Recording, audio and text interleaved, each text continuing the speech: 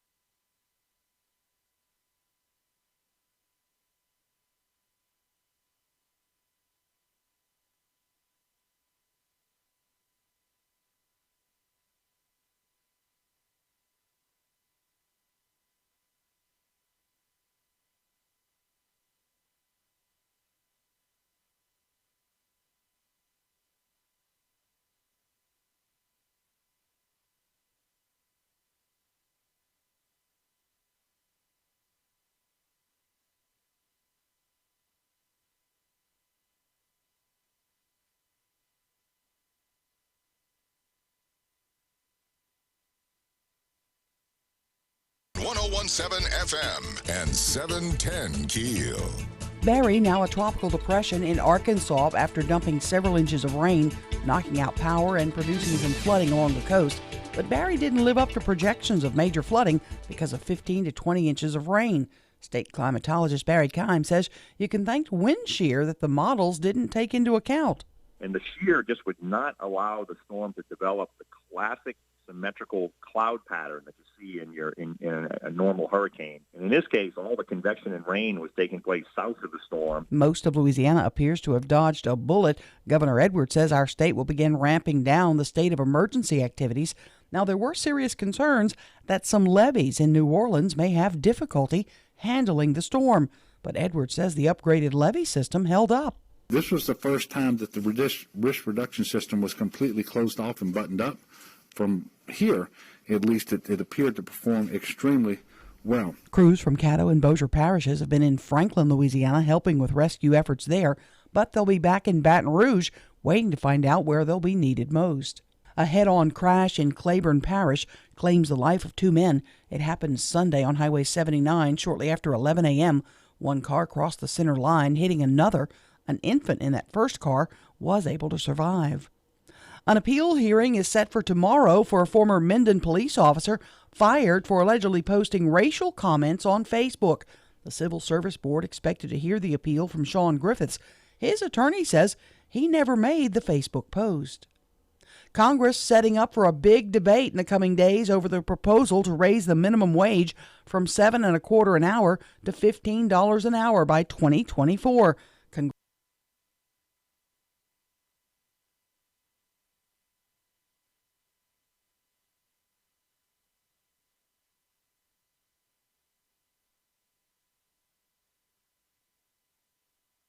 101.7 FM, 710 KEEL. Robert J. Wright and Erin McCarty. KEEL app, a free download presented by Office Furniture Source. Sharika Fields-Jones, Shreveport CAO proposal. That amount, $220. Did that amount come from the mayor's office originally? Did it originate with the Citizens Committee? Tell us about that a little bit. Sure. Sure.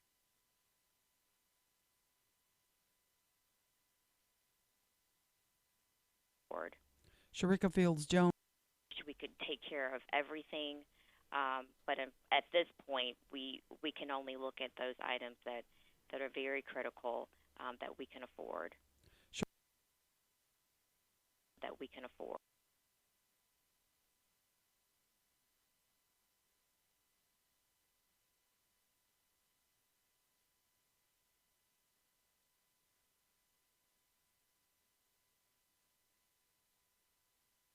SEC Media Days, LSU coach Ed Orgeron, along with Joe Burrow, Grant Delpit, and Lloyd Cushenberry, will speak to hundreds of reporters. Braden Gall covers college football for Athlon Sports and ESPNU Radio. He says LSU and Florida are two dark horses to make the college football playoff. Quarterback plays better than it's been at both those places in a long time. I think the defenses are both really, really physical. So I think there's reasons to like both those teams. I just, like, if you're not going to pick Bama or Georgia or Clemson, you're kind of, I don't know, you're kind of being cute at that point. Gall says, of course, Alabama goes in as the preseason favorite to win the SEC West again. I'm Erin McCarty on 101.7 FM and 710 KEEL.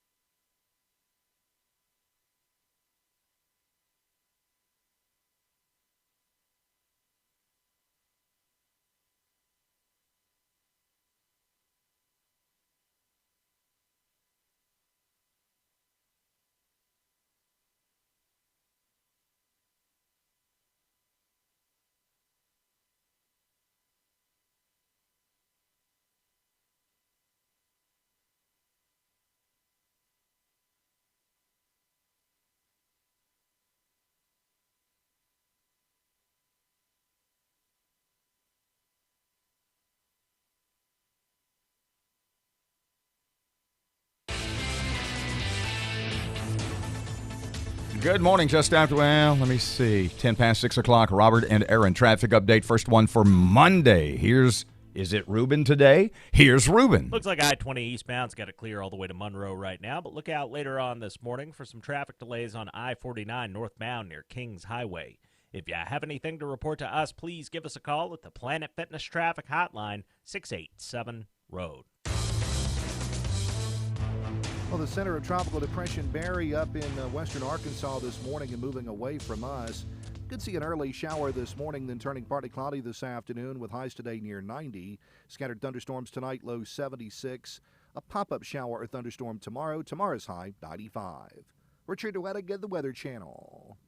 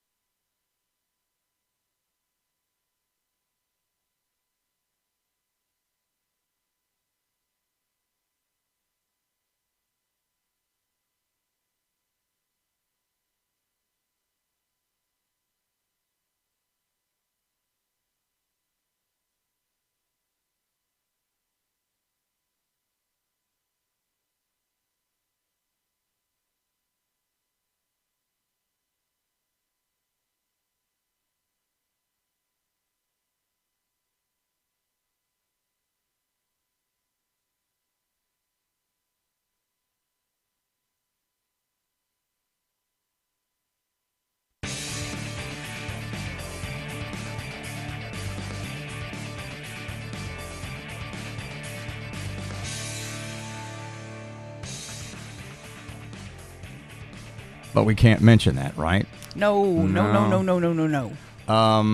In the second segment, or maybe the 40 segment, because I think it deserves more than a couple of minutes, because the second segment of this half hour will be short because we're getting to replay Miss Sharika, the city chief administrative officer from Friday. The big news of the weekend. I know. I know what you're going to say. is OJ. OJ. I'm ashamed of anybody I know He was who everywhere. rushed over to get a picture made with him. So he was at Shame on you. He flew into town on Thursday. Evidently on Saturday, I heard this from a couple of folks that he was at Oyster Bar. He was everywhere. And then last night, Sunday night, he was at the bar at Superior on Line Avenue. Unbelievable. And people were fighting to get pictures made with him. People are doing videos. Hey, just pull your knife out when you're getting a picture made. Hey, Why don't you? Hey, whoa. We'll talk about this later. Okay, there's a $220 million bond proposal may be on the ballot for Shreveport voters this fall, this November. And we chatted on Friday with City CAO Sharika Fields Jones, and that's kind of where we started. $220 million. Did that originate with the mayor's office because there was a citizens panel, a citizens board that made suggestions? How did you guys, where does this $220 million come from? Sure. The amount came from the amount that we know from the city standpoint that we can afford. It is much lower than what we are legally maxed out to issue, and we know that with the debt that we're paying off, we can replace that debt with the additional $220 million in potential projects. But it didn't stop there with us. Of course, the Citizens Bond Committee had to vet that number as well, because they had to decide how much they wanted us to ultimately proposed to go to the voters. When you came up with that amount, or when the committee did you start with a list of what you wanted to do? Did you start with a set of goals and say, this is what we want to accomplish, what will this cost? Or did you start with the amount and say, what can we afford? We started with a list of what our needs are. And unfortunately, as you can imagine, that number was much larger than the $220 million that we could afford. So that total list had to be narrowed down by the citizens to ultimately come to something that we could move forward over very high priorities and on the top of the list. Can you dumb down this for me in terms of there's really dumb it down if you don't mind. There's a 15 mil property tax, I believe it is, that's going to go off the books at the end of this year, correct? A portion of that 15 mil is rolling off. Okay. And you would replace that portion with keeping the full 15 mils on the books? Would that be the proposal? The proposal would ultimately continue that portion, which would keep the mills at 15. Okay. How much would be rolling off this year? About 6.2 mils. Okay. So this would be a continuation of 6.2 mils that would be going away. Correct. And that 6.2 mils would fund this full $220 million? That's correct. Okay. In looking at the list, let me go back to 2011 when that bond issue from then was studied for, I think, 18 months to 2 years. They studied those projects. They heard from department heads. They heard from citizens. Many, many, many citywide meetings were held. You guys have been working on this for 30 days or 60 days. How did you speed it up so fast? Sure. Are you concerned about that? I'm not concerned. Well, as you know, this administration only started 6 months ago. So, within that time frame, we have been moving quickly to, of course, meet with the mayor and understand his needs and priorities going forward, to meet with the departments. It took us some time, then to make sure that the council members understood what it is that we were doing, what would be required from them and from the citizens to get the names of the members that they wanted to serve on the committee. So the committee members, after they were formed, they spent a total of over 20 hours vetting projects and looking at all of the information that we could provide for them. So I think that they have spent a lot of time with this, and I feel that they are confident with what they've provided to us and to the council. The list of projects that you sent out is divided into 3 groups: special projects, roadway, drainage, water, fire, police, and SPAR. And I'm looking at, there's a couple of them that trouble me, and you help me with this if you don't mind.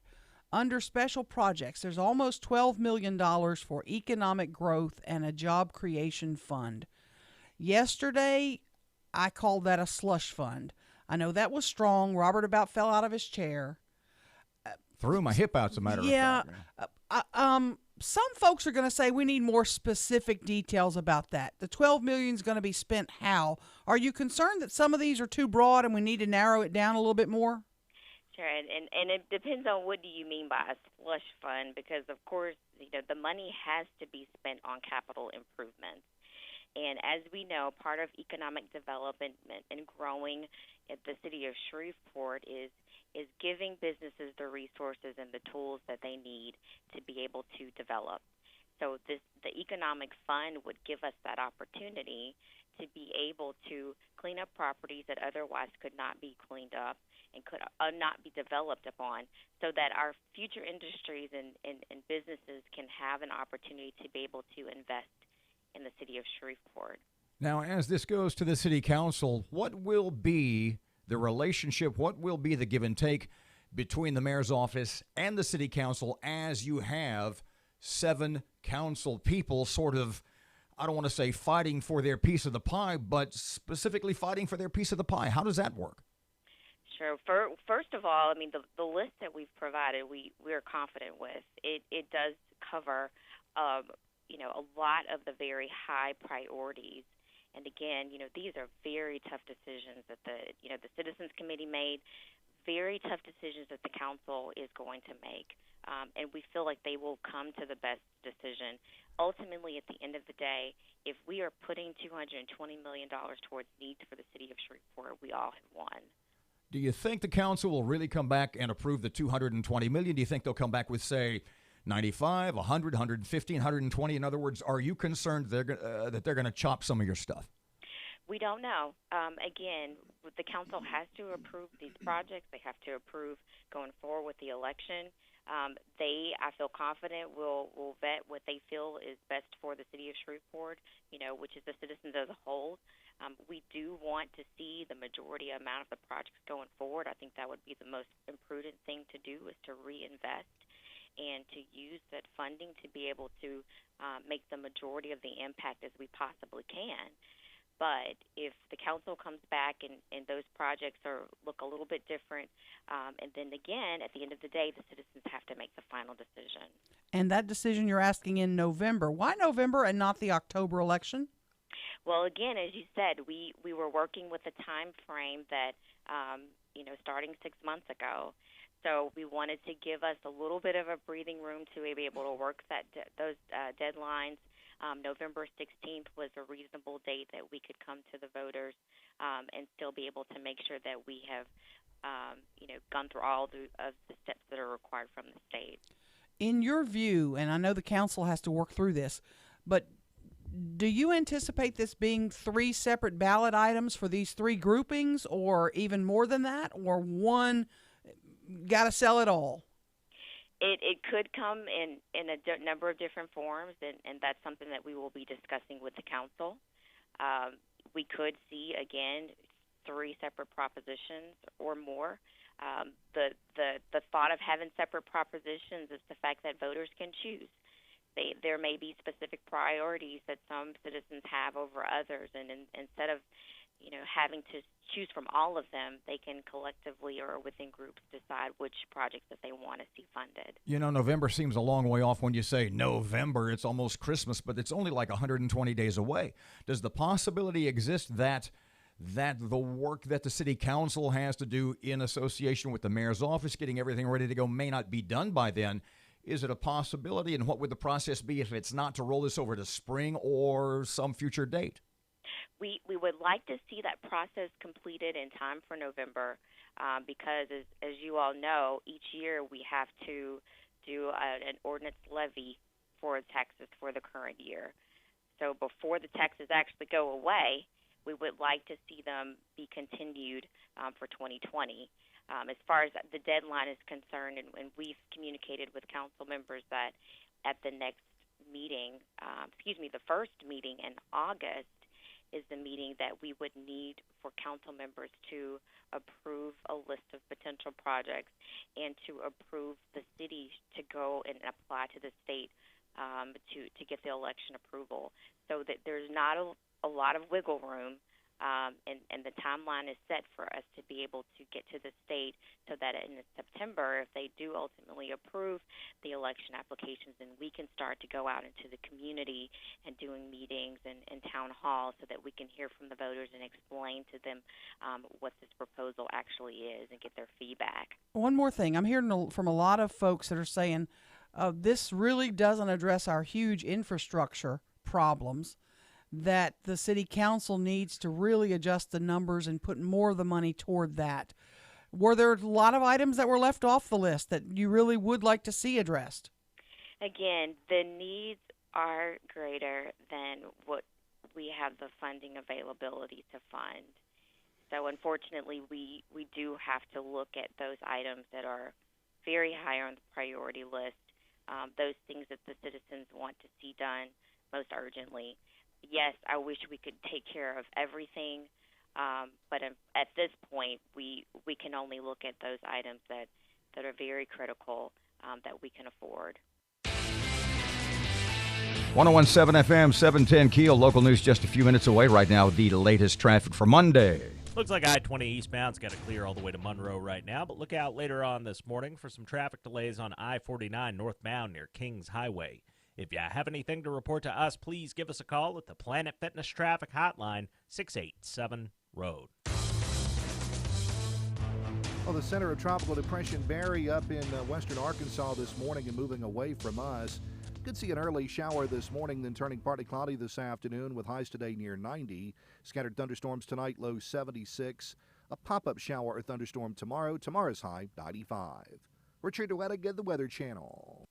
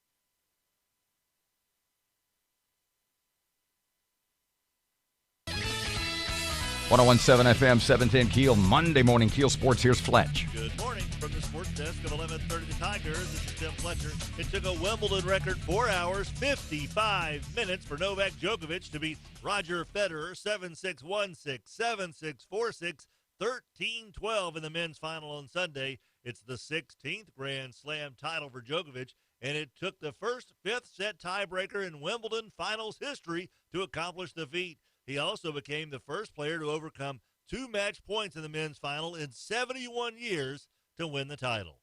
Major League Baseball, the Houston Astros took the last 2 games of a 4-game set with a 12-4 win over Texas on Sunday in Arlington. Justin Verlander gave up 2 runs in the first but threw a no-hitter over the next 5 innings to earn the win.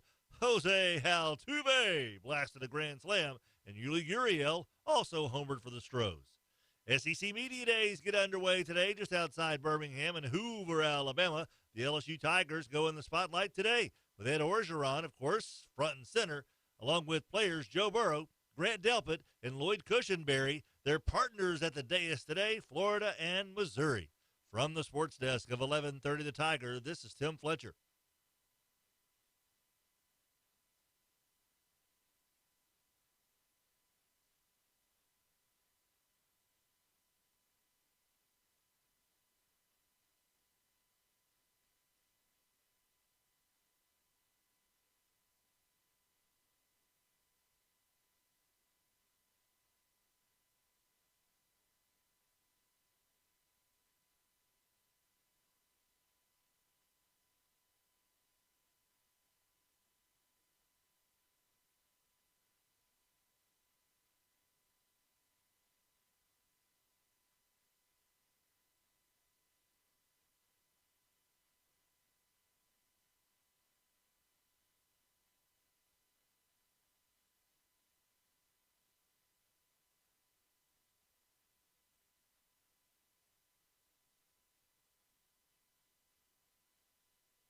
KEEL.com.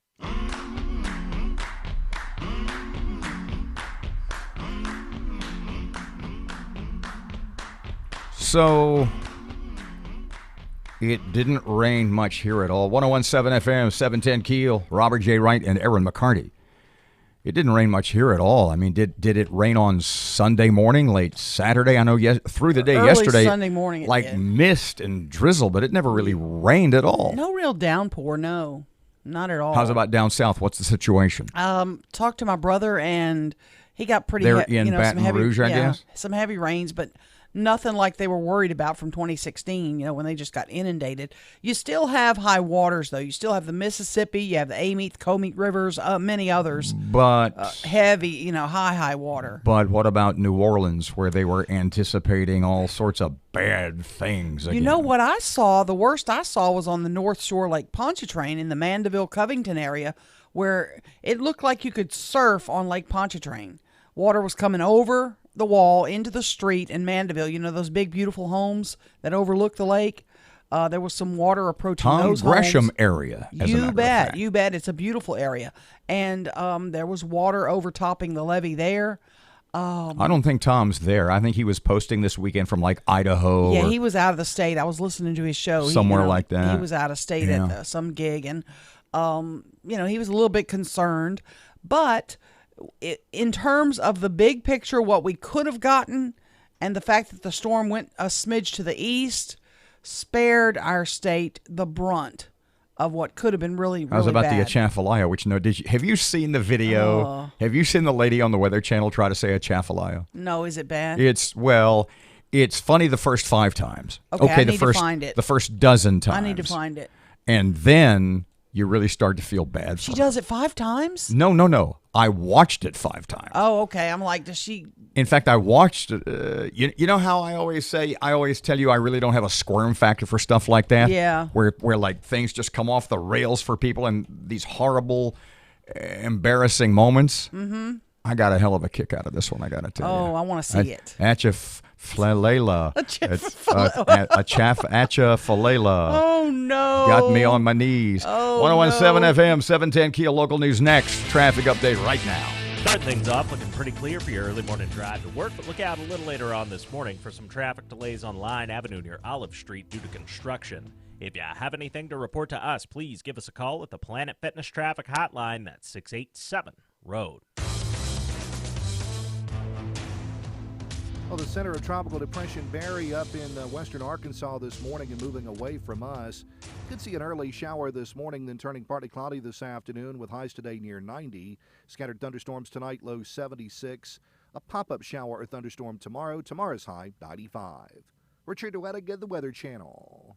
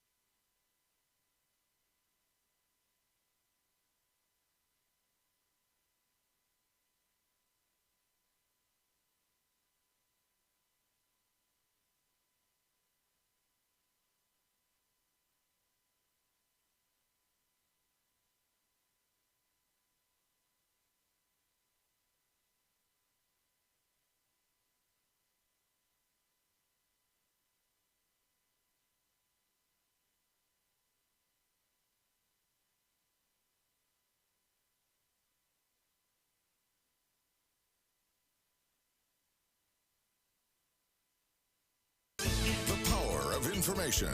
KEEL News now. Most of Louisiana appears to have dodged a bullet from Hurricane Barry. Governor Edwards says the state will now begin ramping down our emergency activities. There were concerns over topping the Mississippi River levee, but that did not happen. The governor thanked the emergency personnel who rose to the occasion during the storm. He says operations took place in a number of locations around our state. Altogether, with search and rescue across the state of Louisiana, 93 individuals were saved. There are still scattered power outages. The majority of those outages happened in coastal parishes.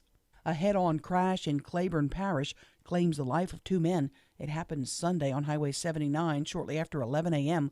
One car crossed the center line, hitting another. An infant in that first car was able to survive. An appeal hearing is set for tomorrow for a former Minden police officer fired for allegedly posting racial comments on Facebook. The Civil Service Board expected to hear the appeal from Sean Griffiths. His attorney says he never made the Facebook post. Congress considering a minimum wage hike. We get details from Reuben Wright. The U.S. House will be setting up for a big debate in the coming days over the proposal to raise minimum wage from $7.25 an hour to $15 an hour by the year 2024.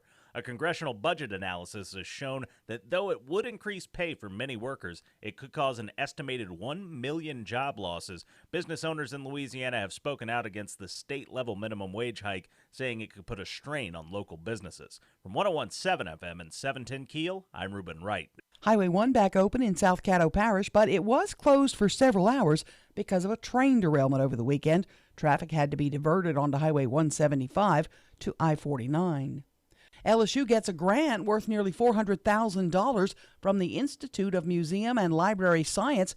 It's an effort to tell the stories of Iraq and Afghanistan war veterans and active duty military through the creation of virtual footlockers. Assistant Professor of Library Science Ed Benoit says these virtual footlockers will not only be important family heirlooms, but important documentation for historians too. Not just have the official history of what happened, but to have that personal account of what a soldier's life was like during a time period. He's hoping to eventually expand the scope of the project. A big anniversary tomorrow. It was 50 years ago the Apollo 11 mission to Mars landed, putting men on the moon for the very first time. Expect lots of people to be sloughing off at work today. It's Prime Day. Amazon says they have millions of deals available. They're also offering free shipping. I'm Erin McCarty on 101.7 FM and 710 KEEL.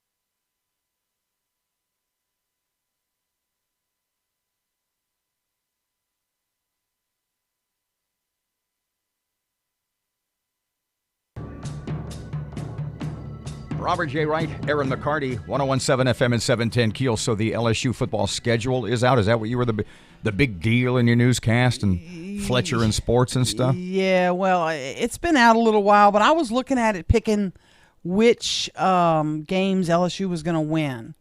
And I was working on that Friday. It's online now at keelnews.com. Yeah. And are you more optimistic this season? Yeah, I am. Our quarterback situation is better than going into last season when all the experts, all the pundits, all the analysts said Tigers go 7-5 at best. And I got to tell you, if my memory serves, you kind of jumped on that train of negativity there, kid. I did. Yeah, I did. I'm a little better this year, but I do want you to tell me who will win this year, LSU or Alabama. And that's at keelnews.com. Right under the schedule, there's a little poll thingamajigger, and it says who will win, LSU or Alabama. I want to know what you think. Yes or no? Just right now, based on what you know, based on the previous 3 or 4 or 5 years. Alabama and Clemson will play once again in the college football title game. I hope not. I really hope not.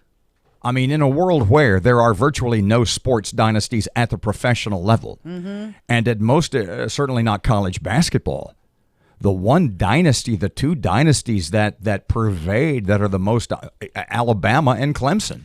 Yeah, and you know why Alabama has such a great year every year? Listen to some of these powerhouses on the Alabama schedule. Are you ready? LSU? Hang on. Sorry, I know where you're going. Go ahead. Duke. Ooh, ouch. New Mexico. Well, the team played here in the Independence Bowl last season. New Mexico. The New Mexico, what are they? I don't even know what they are. The victims. Yeah. Southern Miss, Golden Eagles. I got to like them. My parents graduated from there. And Western. Your mother was an offensive lineman, wasn't she? Yeah, probably so, yeah. But she was tough. Undersized, but gritty. And the football powerhouse that is Western Carolina. Poor Alabama. What a rough schedule. What was that, 4 or 5 games? That's 4 games. 4 Yeah.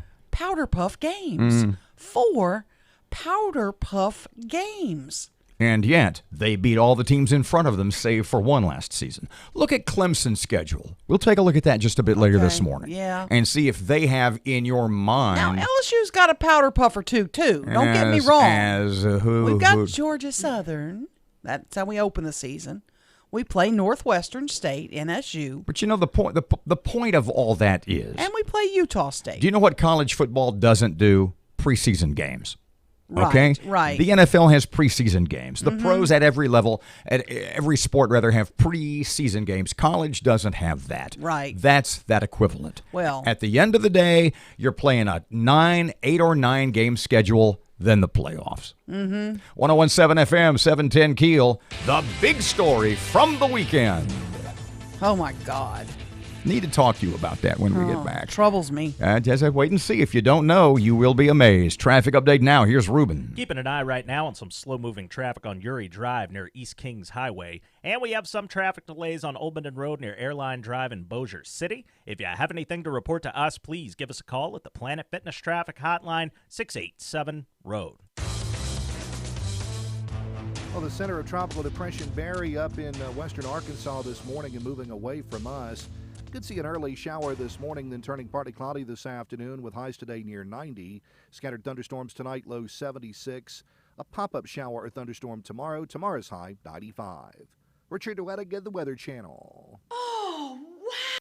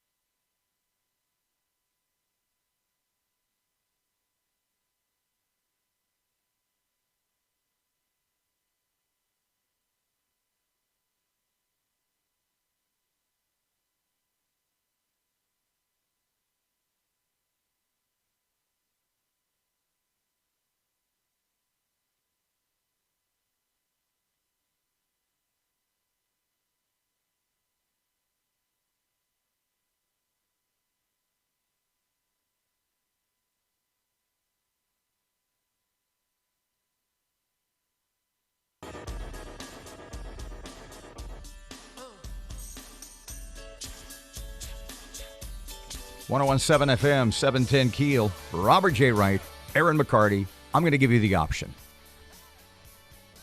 You want to tell them what you did? I don't care. A little mistake. It was awesome. Oh, it was just a goof up. I wasn't thinking. I was reading too fast. Yeah. Apollo 11 mission to Mars landed men on the moon. It wasn't a mission to Mars. I was just reading too fast. Awesome. Tomorrow's 50 years, man. That's incredible. 1969. What was it? July of 69. Yeah, that's incredible. Landed at about, 3 in the morning, 2 or 3 in the morning. I stayed up, I remember. I didn't realize we sent 6 missions to Mars. To the moon. Excuse me, to the moon. Well, Yeah, why do I keep saying Mars? It's Louisiana coin and laundry. Let's move on. Exactly. Okay, so the big news. I am fascinated by this, I got to tell you. The big news from the weekend, what everybody's talking about, what everybody wants to know, is it true? Did it really happen? Did you run into him? Is O.J. Simpson is in town. He is. He has been. We saw the first photos Thursday evening on Facebook, and it was posted from the airport. He was arriving. Where people were doing like selfies with O.J. Then I had heard from a couple of folks that on Saturday, I don't know for sure, but a couple of folks whom I know said that he was at Oyster Bar on Line Avenue on Saturday night. And then last night, and there are photos galore, and in fact a video of him at the bar at Superior Grill on Line Avenue. Superior Bar and Grill. Yeah. He goes to one of our most popular joints. He's a free man, can do what he wants, can come and go as he pleases. You got a point. He's a free man. But and now, people were fighting to take pictures with him. I don't know that they were fighting. But they were There was no shortage of clamoring folks. over him. I don't know that they were clamoring. I saw about 3 or 4 and the video. Okay. So I don't know. I don't know if that was every single one. I've got 5,000 Facebook friends. I would imagine I would see most of them. I don't know. Yeah. Oh, there were a lot of people that took pictures with him. That's a fair statement. Quite a few. You know, I just think if I were to run into Charles Manson somewhere, No, wait. I don't think I'd run over and want to get a selfie. One was convicted. One is a free man. Yeah. One actually used the knife, one didn't. Be careful what you say. Be careful what you say. I understand. No, you don't. Yeah, I get that. I get that. Please sue me, OJ. Please, that'd be great. That'd be great. I wish you would. That'd be nice. He was found responsible in a civil court, the deaths of Nicole Brown and Ron Goldman. He was held liable in a civil courtroom. He was not convicted in a criminal courtroom. Found not guilty. Found not guilty. If it does not fit, you must acquit. Yep. Found not guilty does not mean innocent in my book. He was found not guilty. Which means they he didn't was prove. not found innocent. So you don't believe in innocent until proven guilty. You have to prove guilty beyond a reasonable doubt. That's our court. Which is what the jury said. They didn't find it. I get that. They said didn't do the job there. What was her name? Marsha Clark. Marsha yeah. Clark, and I'm trying to think of the other attorney. What was his name? I don't remember now. I'm not sure. Didn't exactly parlay that into a world of riches, did they? No. She's doing a show now. She's got a show on one of those networks. But exactly. So do we. I'm not going to run over and get a selfie with OJ. It's just not going to happen. There are 2 people dead if you believe, like I believe, that he had a hand in it. So to speak. Yeah, exactly. Yeah. And... Oh, believe me, I get it. I am fascinated. Look, there was a photo from last week, and I think I mentioned this on Friday morning. And it was a fellow and his daughter did a picture with OJ. So what do you tell the little girl? Daddy, who is that? Mm-hmm. Great football player, announcer. Yeah. Pitch man, ad man. Right. Was in Airplane or something like that. Yeah. Was in a bunch of movies. Oh yeah, one more thing. Oh, by the way, yeah. No, I don't get that. Car chase thing. Wasn't the chase? He's going like 30. I know. Chasing a turtle. You know what I want from OJ? If he could grant me one wish, just come out and say, I did it. You can't try me again. I'm really sorry. I went crazy. I had a moment of craziness. I went ballistic. Have you lost your mind? I loved her more than ever, and she was with someone else. Have you literally lost? And yes, I killed her. Have you literally That's lost? what I want him to do. Yeah, well, you want Alabama to play in the Independence Bowl. Well, yeah. But you know what? I would then want to take a picture with OJ. There's a better chance. I would have forgiveness in my heart. There's a better chance that Alabama will play in the Independence Bowl. OJ never confesses, not even on deathbed. See, I see OJ doing a deathbed pay-per-view, for his kids, to fund his kids. Bring the cameras in. How's that go again? Bring the cameras in. Yeah, I killed her. Wow. I killed him too. Call the lawyers. Sign the check. We're doomed. 101.7 FM, 710 Keel. It's not going to happen, huh? Maybe he settled out of court for some flatware and a Gracie Award. Traffic update right now. Here's Ruben. Keeping an eye right now on some slow-moving traffic on Uri Drive near East Kings Highway. And we have some traffic delays on Oldman Road near Airline Drive in Bossier City. If you have anything to report to us, please give us a call at the Planet Fitness Traffic Hotline, 687-ROAD. Well, the center of Tropical Depression Barry up in western Arkansas this morning and moving away from us. Could see an early shower this morning, then turning partly cloudy this afternoon with highs today near 90. Scattered thunderstorms tonight, low 76. A pop-up shower or thunderstorm tomorrow. Tomorrow's high, 95. Richard Duettigan, the Weather Channel. Right now, 71 degrees, 101.7 FM, 710 Keel, 650. Here's your money now.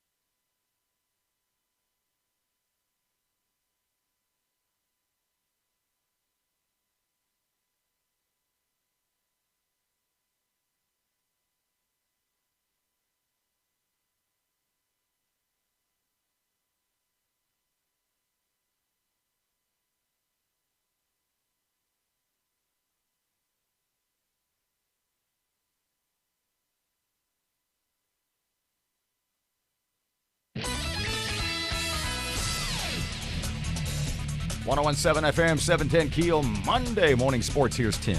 Good morning from the sports desk of 1130 The Tiger. This is Tim Fletcher. It took a Wimbledon record 4 hours, 55 minutes for Novak Djokovic to beat Roger Federer 7-6, 1-6, 7-6, 4-6, 13-12 in the men's final on Sunday. It's the 16th Grand Slam title for Djokovic, and it took the first fifth-set tiebreaker in Wimbledon finals history to accomplish the feat. He also became the first player to overcome 2 match points in the men's final in 71 years to win the title. Major League Baseball, the Houston Astros took the last 2 games of a 4-game set with a 12-4 win over Texas on Sunday in Arlington. Justin Verlander gave up 2 runs in the first but threw a no-hitter over the next 5 innings to earn the win. Jose Altuve blasted a grand slam, and Yuli Gurriel also homered for the Stros. SEC Media Days get underway today just outside Birmingham and Hoover, Alabama. The LSU Tigers go in the spotlight today with Ed Orgeron, of course, front and center, along with players Joe Burrow, Grant Delpit, and Lloyd Cushenberry. They're partners at the dais today, Florida and Missouri. From the sports desk of 1130 The Tiger, this is Tim Fletcher.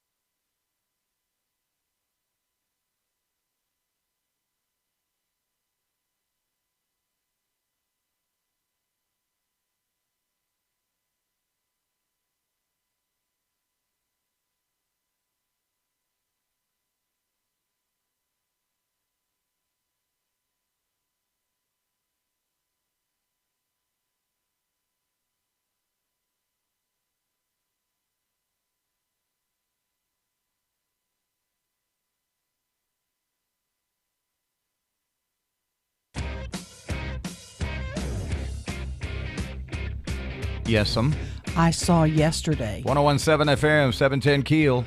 Robert J. Wright. Settle down. Robert J. Wright and Erin McCarty. What? Incredible. What? The movie yesterday. Oh. Okay, if you don't know, here's the basic plot. Oh, my gosh. And I wanted to go see it, and it looks kind of interesting. Matt and I talked about it, I think, one day you were gone. Basically, it's this barely hanging by a thread musician. He gets in this wreck. And there's a blackout, and he gets hit by a car, and he hits his head, and he wakes up in a world where nobody's ever heard of the Beatles. Nobody knows anything about the Beatles. He Googles them. There's nothing. And they so do not his exist. girlfriend, I guess, as a present, gives him a new guitar, and he plays Yesterday, thinking everybody's going to know what it is. Nobody knows what it is. He starts then singing all the Beatles songs, and he becomes this superstar. I think he's the greatest. He's the greatest thing ever. He goes from literally never having been heard of. Ed Sheeran comes in and starts worshiping him, except Ed Sheeran wants him to change Hey Jude to Hey Dude. Yeah, I saw that. And dude. Yeah. He says not a good idea. So I've read about 4 or 5 reviews, and it really looked interesting and cute and kind of funny, and basically it's a rom-com, romantic comedy. But then I read a couple of reviews, and it said it was just not very good, but obviously you did. Look, we'll talk about it more after. Hold your thoughts till after 7 o'clock. No, you said it was awesome. What a great theory. You said it was great. It really was awesome. And who among us hasn't had basically that same thought? 1017 FM, 710 Keel. Here's Rush. Hey, the Democrats have a new race warrior, Mayor Pete Buttigieg, with almost no support among African-American voters. Mayor Pete announced a plan to fight racism in America and maybe South Bend, Indiana, where it may be out of control. Now, he calls it the Douglas Plan, named after Republican abolitionist Frederick Douglass. How does the plan work? Well, first, use the federal treasury to buy votes. Mayor Pete will hand out $10 billion to black entrepreneurs. He'll give another $25 billion to historically black colleges. And there's more. Somehow Mayor Pete is going to reduce the prison population by 50%. He's going to expunge drug convictions. He's going to pass a new Voting Rights Act. I guess that's to ensure the convicts he lets out of prison can head straight to the polls and vote Democrat for him. And he's going to legalize marijuana. So, new government benefits, let convicts out of jail, criminal amnesty, and let people smoke all the pot they want on the way to the polling place as long as they vote Democrat. That is what Mayor Pete thinks African Americans want, that they crave. His plan speaks volumes about how he sees African Americans. Yeah, it's pandering, but he's a Democrat. And race pandering, why, that's Democrat Party Playbook 101.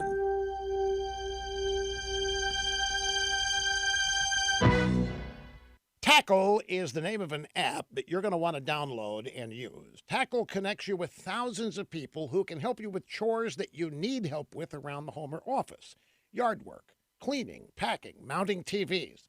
You name it, Tackle has the people in your area to help you do it. Now, users love this service. Tackle has over 23,000 reviews in Apple's App Store and an average rating of 4.8 stars. Get the help you need fast. Same day in most areas.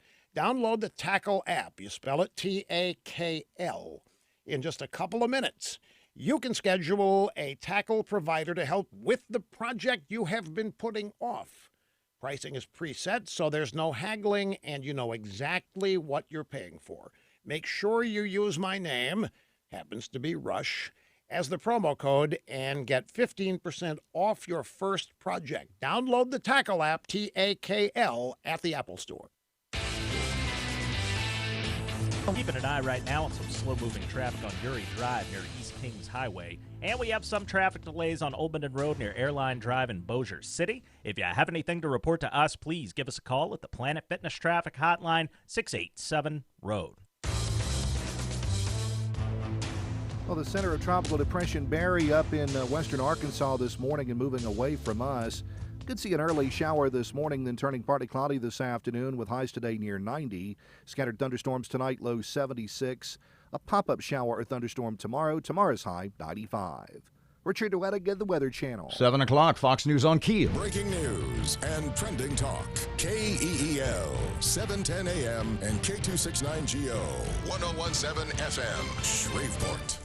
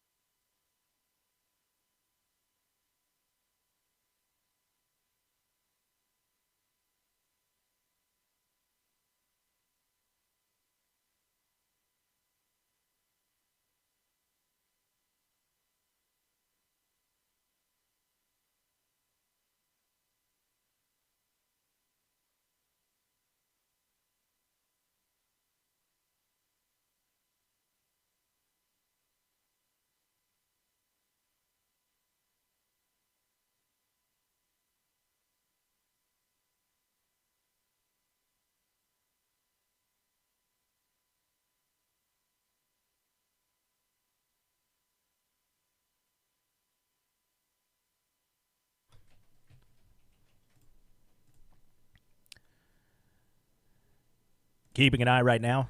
No, still nothing. Keeping an eye right now. Okay, I can't.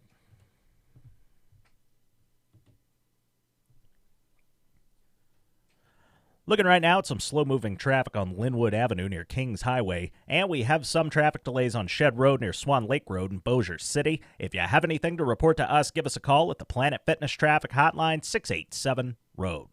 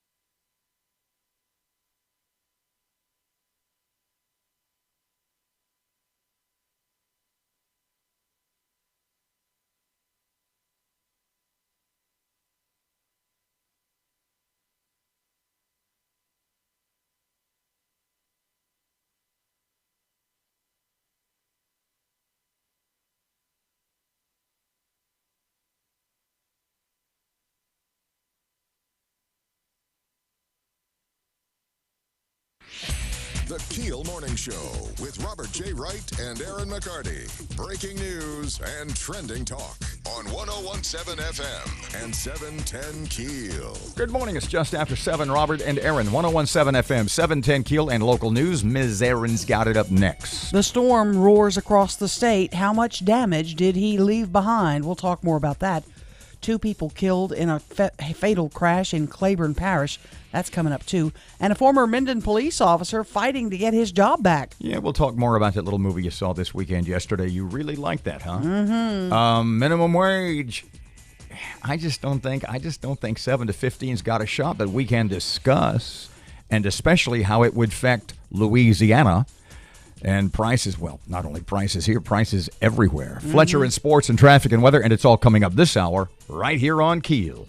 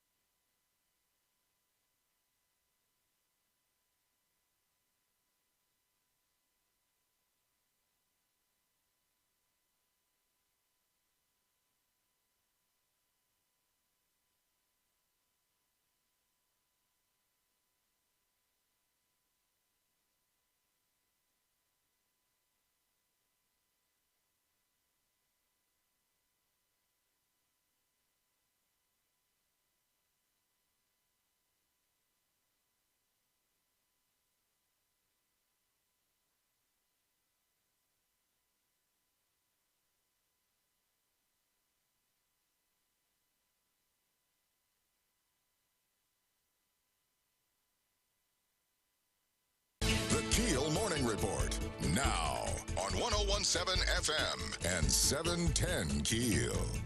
Tropical Depression Barry bringing torrential rains across the Gulf Coast, but residents in Lafourche Parish were able to return home.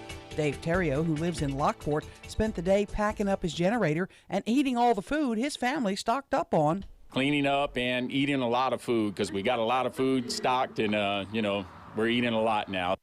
Governor Edwards says the system knocked out power all along the coast as hurricane and tropical force winds knocked down power lines. The governor says the final numbers were substantial. Since the storm started, they have restored service to about 188,000 customers, and many of those customers were restored more than once. The majority of those outages occurred in coastal parishes. Now, Caddo and Bossier crews were in Franklin helping with rescue efforts there. They'll be back in Baton Rouge today. Natchitoches police investigating a deadly shooting that happened Saturday morning. It happened on July Street. It left 34-year-old Willie Willis with a gunshot wound to the chest. He was taken to a hospital where he was pronounced dead. Police still investigating that shooting. Congress setting up for a big debate in the coming days over the plan to raise the minimum wage from $7.25 an hour to $15 an hour by the year 2024. But a congressional budget analysis has shown, though it would increase pay for many workers, it could cause an estimated 1 million job losses. Business owners across Louisiana have spoken out against the state-level minimum wage hike, saying it could put a strain on local businesses. A train derailment in South Caddo Parish had both lanes of Highway 1 blocked near the Red River Parish line. It's back open now, but for a time, traffic was being diverted to Highway 175 to I-49. Officers called to the scene of a head-on crash on Highway 79 in Claiborne Parish Sunday morning. The collision claimed the life of 2 people. However, an infant in the vehicle that crossed the center line was unharmed as the baby was properly restrained in its car seat. Today's the first day of SEC Media Days. Braden Gall with ESPNU says LSU will be good on defense once again, but the play at quarterback could be the best it's been at LSU in a long time. Can't believe I'm saying this, but I think the LSU quarterback is maybe the difference here, and that's sort of how, Burrow's not going to be spectacular, but I think he wins you games. Gall says Alabama goes in as the preseason favorite in the SEC West again. One pastor in Los Angeles says he has counseled his largely Hispanic congregation on what to do if agents conducting immigration sweeps arrive. Don't open the door. Don't answer any questions. Pastor Fred Morris says the mere threat of roundups spear fear across the community. And a St. Louis couple had a baby girl on July 11th, 7/11. The baby was born at 7:11 p.m. and weighed, you guessed it, 7 pounds 11 ounces. They're hoping they can get an endorsement deal from the convenience store chain. I'm Erin McCarty on 101.7 FM and 710 KEEL.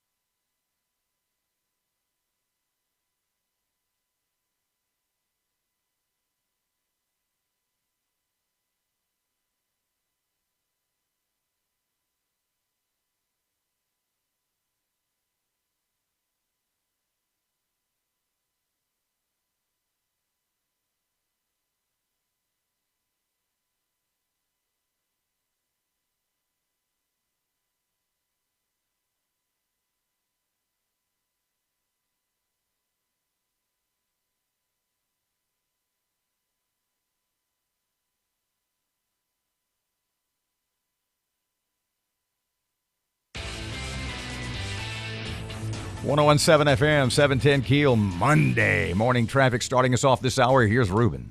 Looking right now at some slow-moving traffic on Linwood Avenue near Kings Highway, and we have some traffic delays on Shed Road near Swan Lake Road in Bossier City. If you have anything to report to us, give us a call at the Planet Fitness Traffic Hotline, 687-ROAD.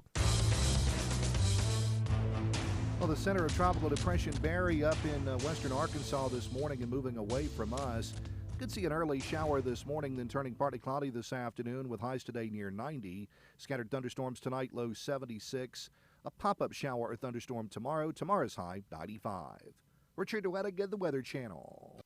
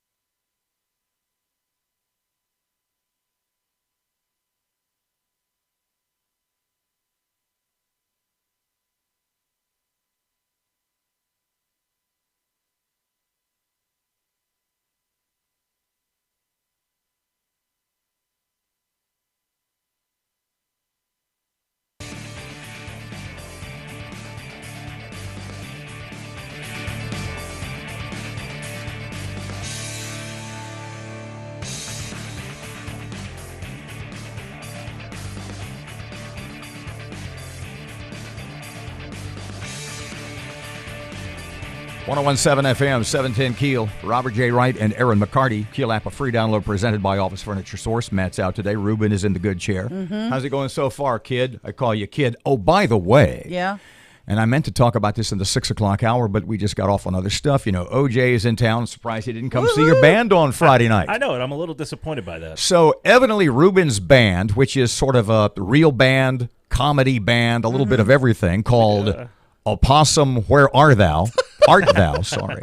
Yes. Opossum, Where Art Thou? Opossum, not just possum? No, Opossum. That you guys killed it the other night, huh? We put on a very good show. It was I'd say it was one of our better shows in a new venue, the Dove Tavern off of Market Street. I was going to say, nice is that by the old Centenary Oyster House out that way? Or? Oh boy, it's right next to let's see, it's right down the street from Ivan's on the other side of the road.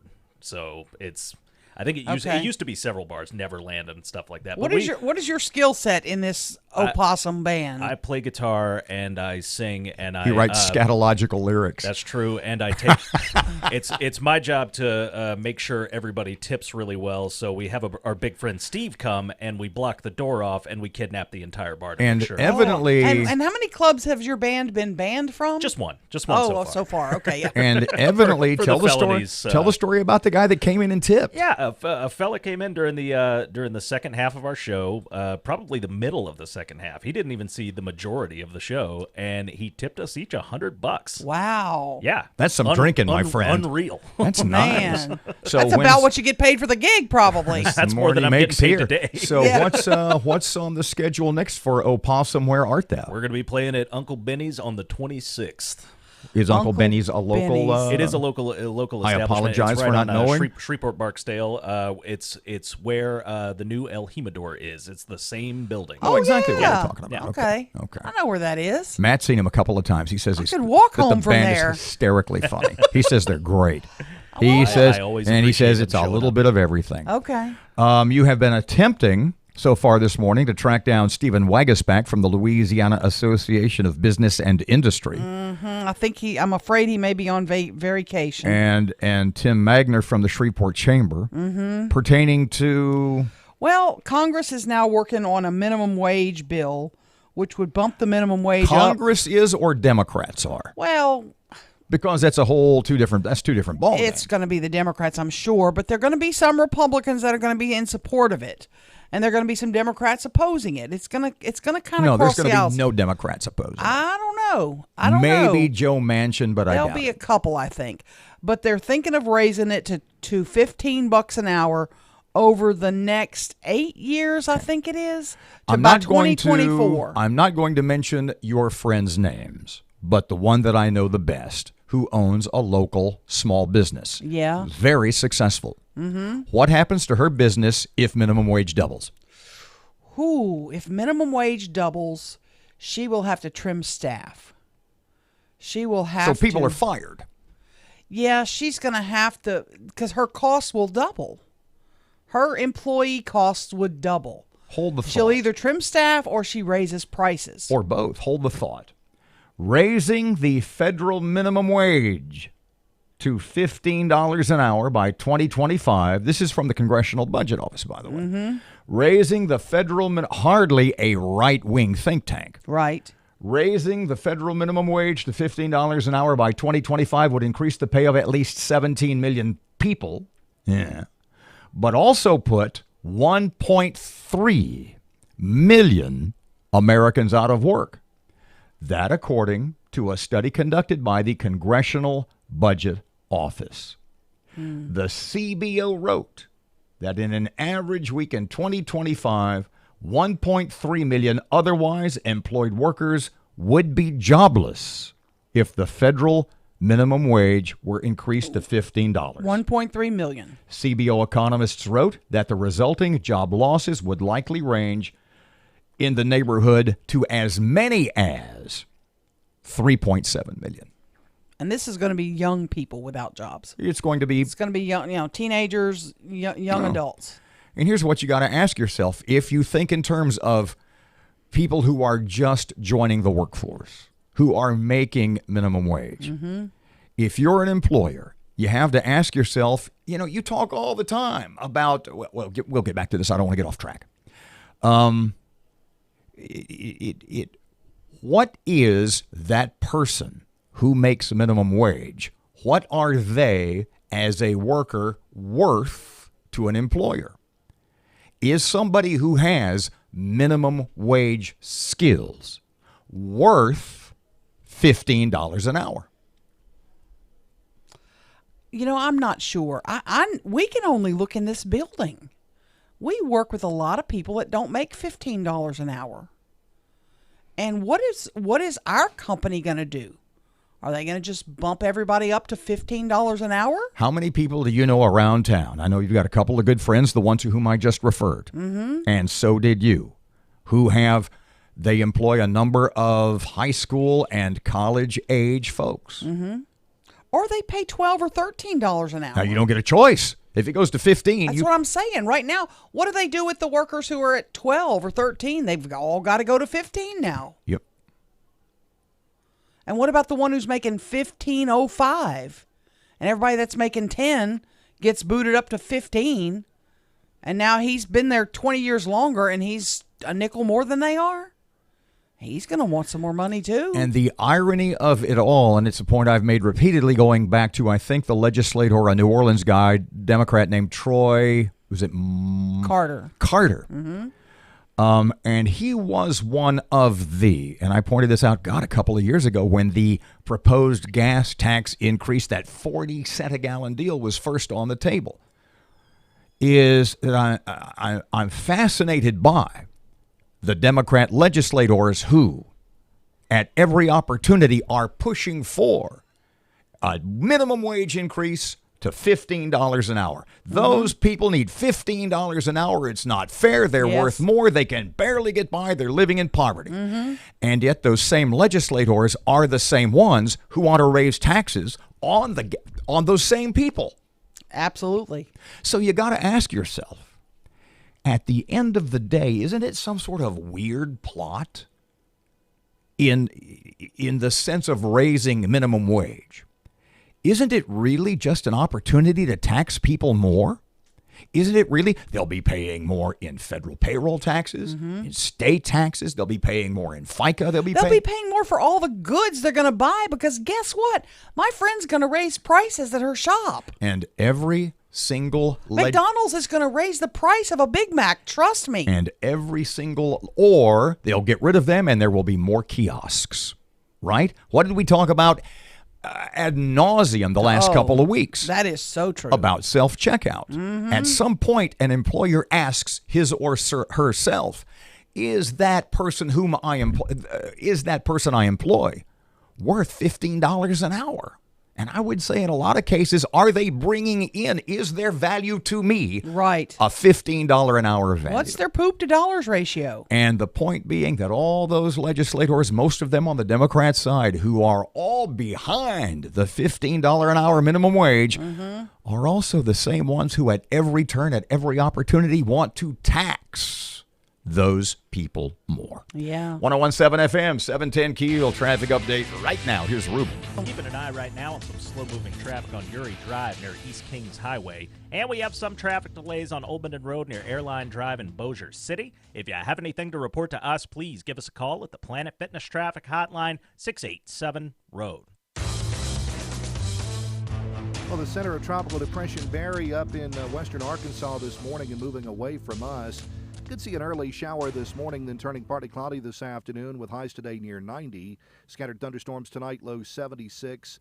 A pop-up shower or thunderstorm tomorrow. Tomorrow's high 95. Richard Duettiga, the Weather Channel.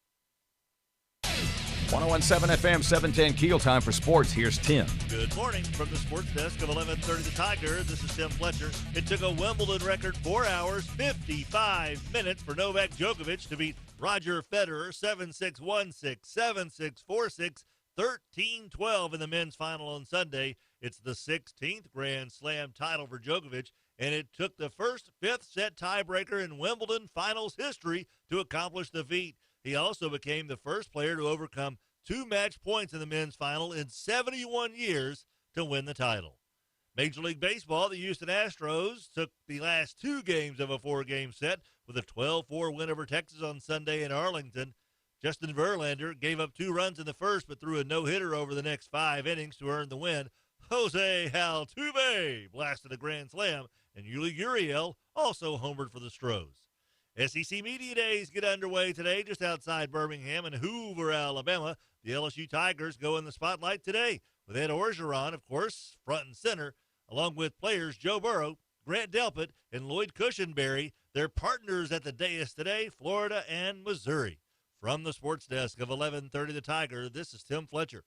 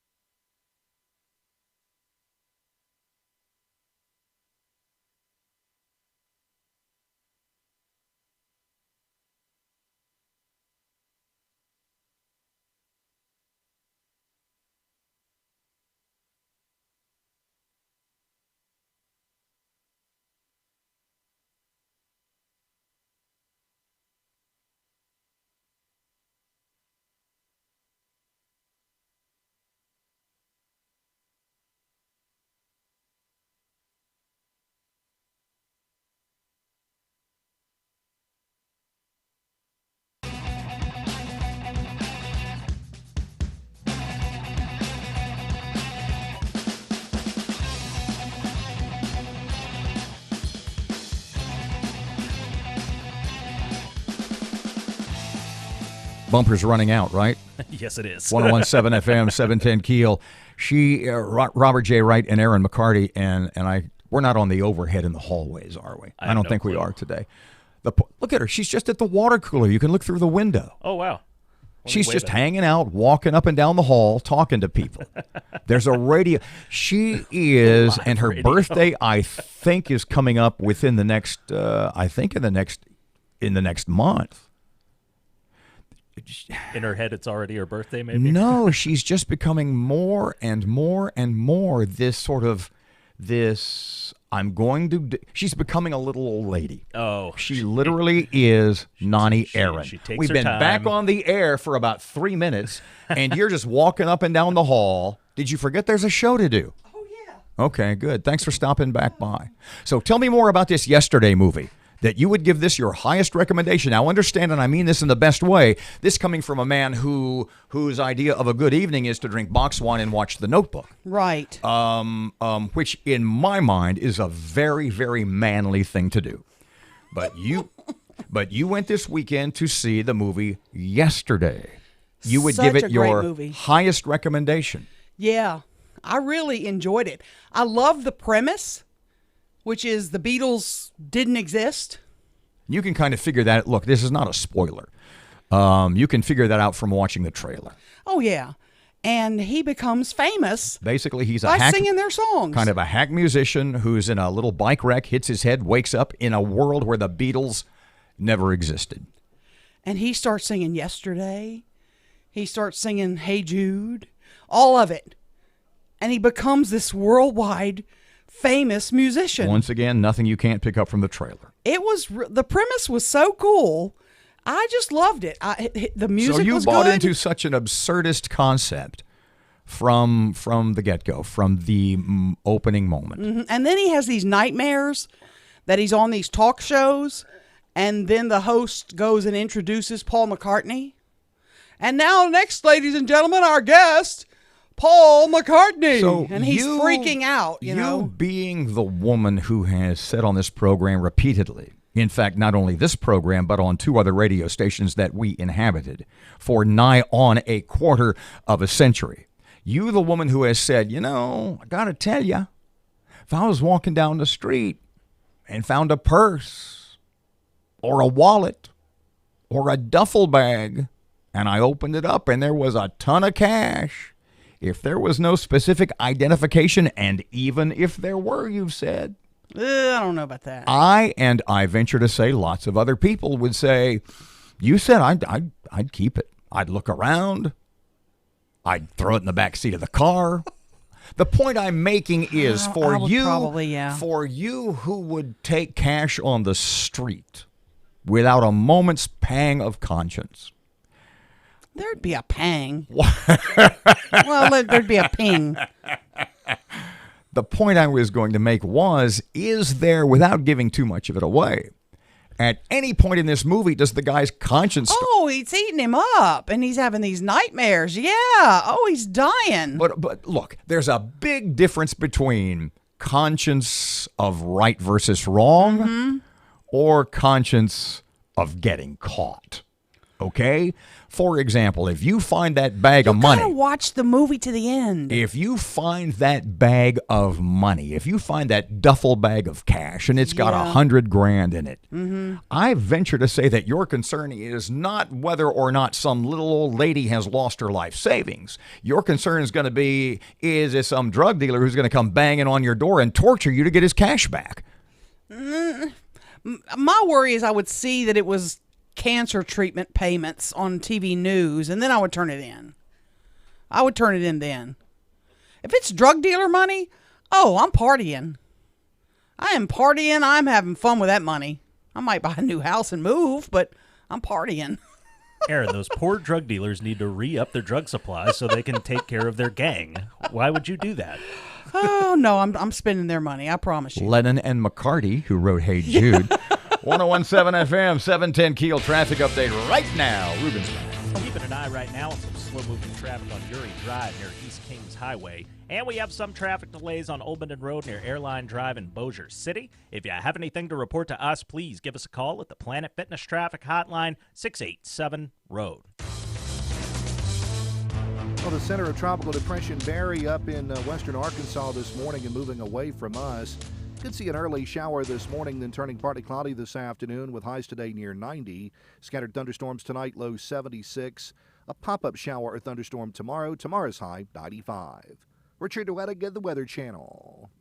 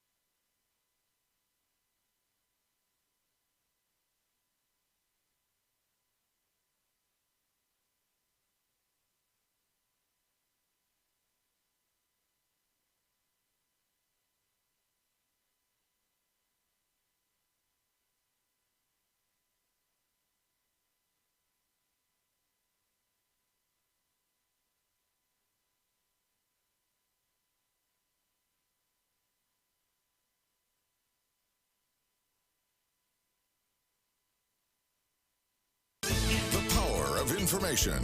KEEL News now. Barry, now a tropical depression in Arkansas after dumping several inches of rain, knocking out power and producing some flooding along the coast. But Barry didn't live up to projections of major flooding because of 15 to 20 inches of rain. State climatologist Barry Keim says you can thank wind shear that the models didn't take into account. And the shear just would not allow the storm to develop the classic symmetrical cloud pattern that you see in a normal hurricane. And in this case, all the convection and rain was taking place south of the storm. Most of Louisiana appears to have dodged a bullet. Governor Edwards says our state will begin ramping down the state of emergency activities. Now, there were serious concerns that some levees in New Orleans may have difficulty handling the storm. But Edwards says the upgraded levee system held up.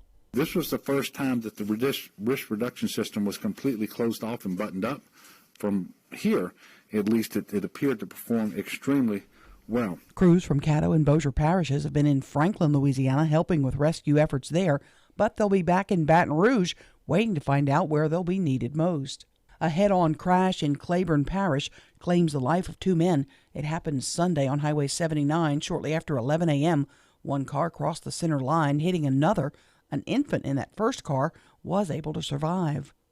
An appeal hearing is set for tomorrow for a former Minden police officer fired for allegedly posting racial comments on Facebook. The Civil Service Board expected to hear the appeal from Sean Griffiths.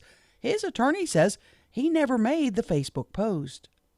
Congress setting up for a big debate in the coming days over the proposal to raise the minimum wage from $7.25 an hour to $15 an hour by 2024. Congressional budget analysis has shown that though it would increase pay for many workers, it could cause an estimated 1 million job losses. Business owners in Louisiana have spoken out against the state-level minimum wage, saying that it would put strains on local businesses. Natchitoches police investigating a deadly shooting that happened Saturday morning. Reuben Wright with details. A shooting around 10:34 a.m. on July Street in Natchitoches left 34-year-old Willie Willis with a gunshot wound to the chest. The man was taken to the hospital where he was pronounced dead later that day. Police are still investigating the shooting. Anyone with any information has been urged to contact the Natchitoches Police Department. From 101.7 FM and 710 KEEL, I'm Reuben Wright. Highway 1 back open in South Caddo Parish, but it was closed for several hours because of a train derailment over the weekend. Traffic had to be diverted onto Highway 175 to I-49. Huge blackout in Midtown Manhattan for 5 hours Saturday night. No idea yet what caused the blackout. You know what they say, expect a baby boom now in about 9 months. And Novak Djokovic wins Wimbledon for the second year in a row. This year, though, it took just under 5 hours, the longest finals in Wimbledon history, for him to beat Roger Federer. Today, the first day of SEC Media Days, LSU coach Ed Orgeron, along with Joe Burrow, Grant Delpit, and Lloyd Cushenberry, will speak to hundreds of reporters. Braden Gall covers college football for Athlon Sports and ESPNU Radio. He says LSU and Florida are two dark horses to make the college football playoff. Quarterback plays better than it's been at both those places in a long time. I think the defenses are both really, really physical. So I think there's reasons to like both those teams. I just, like, if you're not going to pick Bama or Georgia or Clemson, you're kind of, I don't know, you're kind of being cute at that point. Gall says, of course, Alabama goes in as the preseason favorite to win the SEC West again. I'm Erin McCarty on 101.7 FM and 710 KEEL.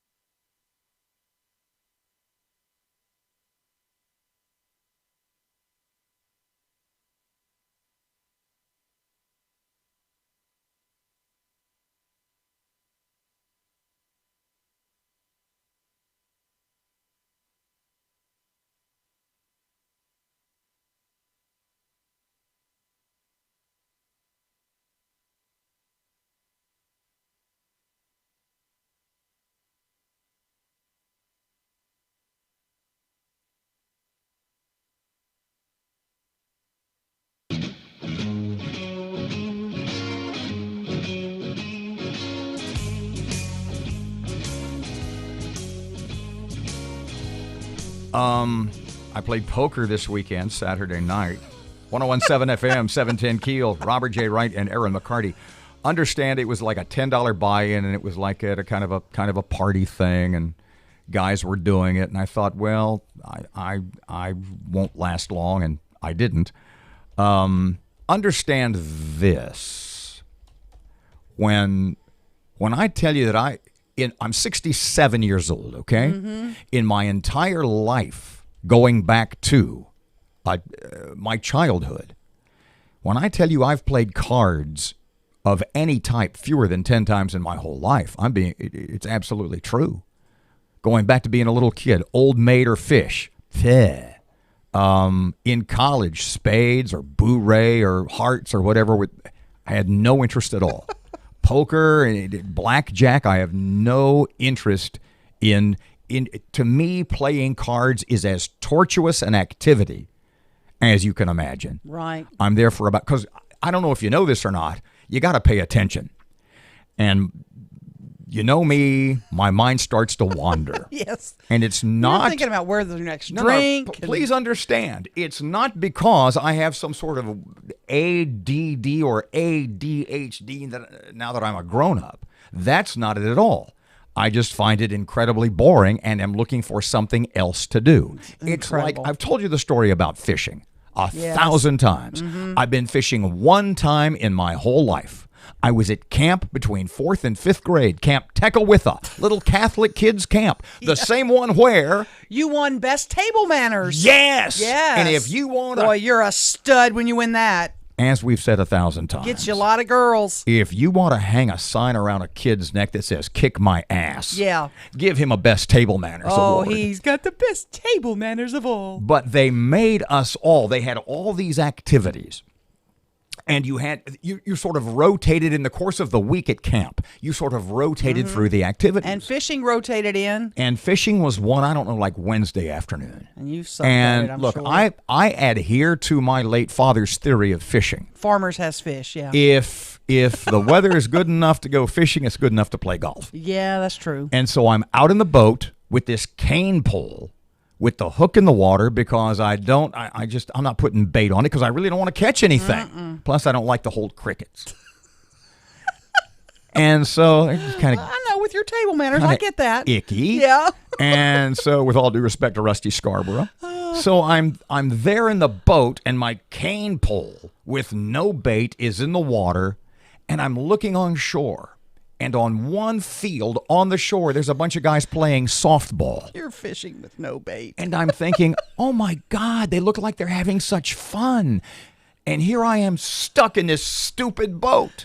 And then I'm looking at another field, and they're having like a track meet. They're racing. Yeah. And I'm thinking, here I am stuck in this stupid boat. And the fish are looking up at you like, what a stupid idiot. I'm no, so they're jump thinking, on that hook. Exactly. We're safe as long as he's... And then another one, they're playing frisbee, and I'm thinking, and I'm thinking they're having such fun. And there's a kickball game going on. And Yeah, I'm stuck in this stupid boat. That's my theory of cards. right. And the fact that I had pocket kings and still managed to lose is a story for the 8 o'clock hour. If Jay Watley, who was there and saw me, make a long story short, I apologize. Is that I How was... do you lose with pocket kings? In less than 90 seconds. Man. One hand, I was out. Jeez. Margarita machine. Would you stand up and tell them what you had or something? It works. 1017 FM, 710. 710 Keel. Had my hoodie, had my sunglasses, had my buds. WSOP. Oh, yeah. Traffic update. Here's Ruben. Keeping an eye right now on one minor accident on Linwood Avenue near Burt Coons Industrial Loop, and we have another minor accident on Gilbert Drive near Gladstone Boulevard. If you have anything to report to us, please give us a call at the Planet Fitness Traffic Hotline, 687-ROAD. Well, the center of Tropical Depression Barry up in western Arkansas this morning and moving away from us. Could see an early shower this morning, then turning partly cloudy this afternoon with highs today near 90. Scattered thunderstorms tonight, low 76. A pop-up shower or thunderstorm tomorrow. Tomorrow's high, 95. Richard DeWettig, the Weather Channel.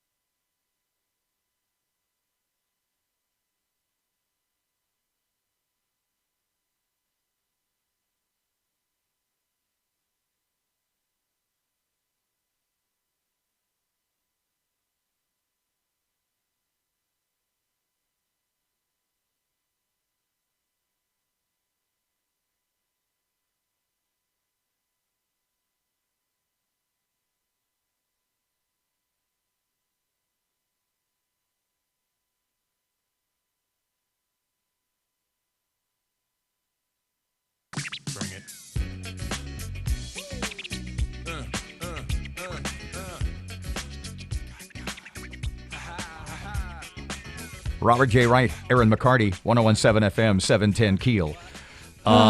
So Friday morning, and we replayed it in the 6 o'clock hour, our talk, our chat, our back and forth with Shreveport CAO, Chief Administrative Officer Sharika Fields Jones. Yep.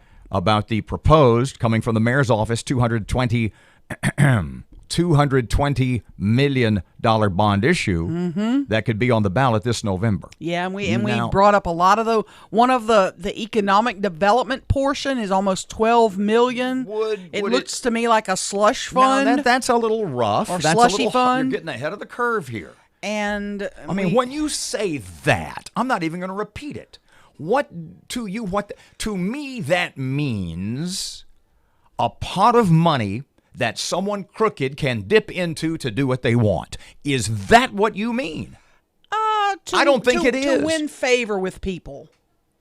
To win favor with people. And some political people have done that in the past.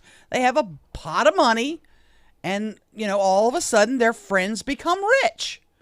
And that's, you live in a state kind of where that's kind of happened a few times, Robert.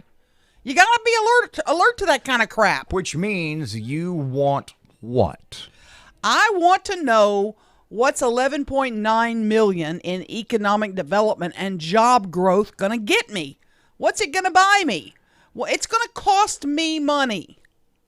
Bonded indebtedness, a tax increase, whatever you want to call it. It's going to cost me money. Now, those in favor of this $220 million bond proposal will tell you there's no real increase involved. One is going off the books. One would expire. This is a new one. But as far as money coming out of your pocket, there would not be any more from 1 month to the next. Oh, you naive little man. I've told you this like I tell you about my car note. My car note's going to end in December. But I've told you this. You're getting a new car. I don't want a new car. Then you're going to vote. I don't need a new car. You're going to vote no. Right now, Erin McCarty but don't tell me it's not a tax. It is making me pay for my car note longer than I've originally wanted to pay on my car note. What they're saying is it's a new tax, but it's not going to cost you more. It is a new tax. I haven't heard them say it's a new tax yet.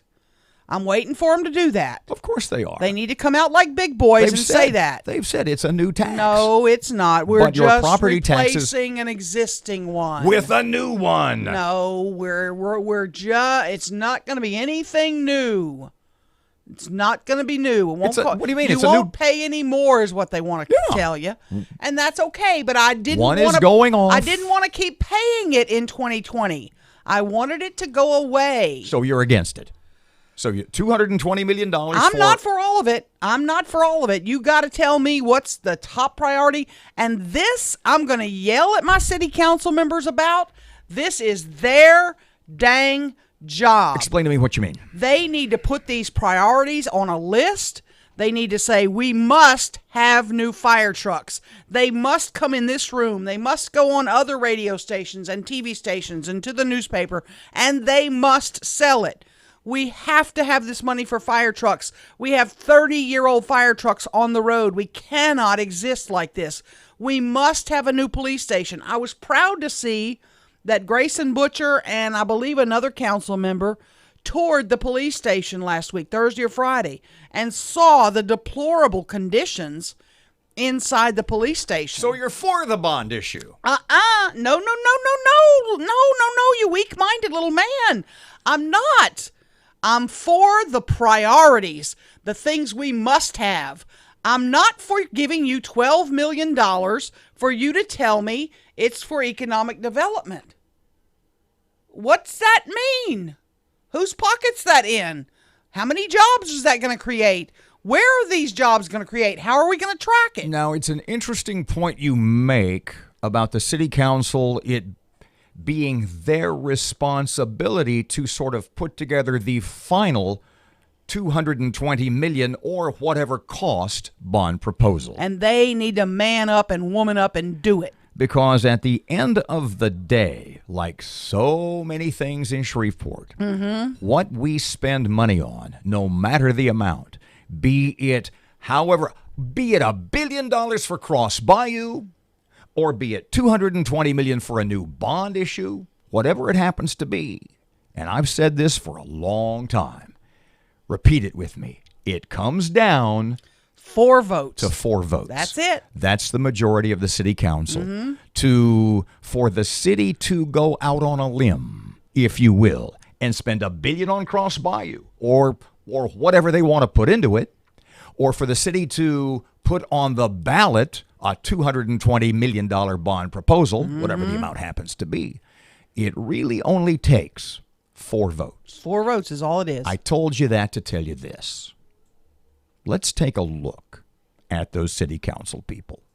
I think it's safe to say that Mr. Bowman, that Reverend Green, and most likely Councilman Bradford would be for the mayor's proposal. The whole schmeal? But now, let's look at, got to hurry up here, let's look at the other 4. Councilwoman Fuller.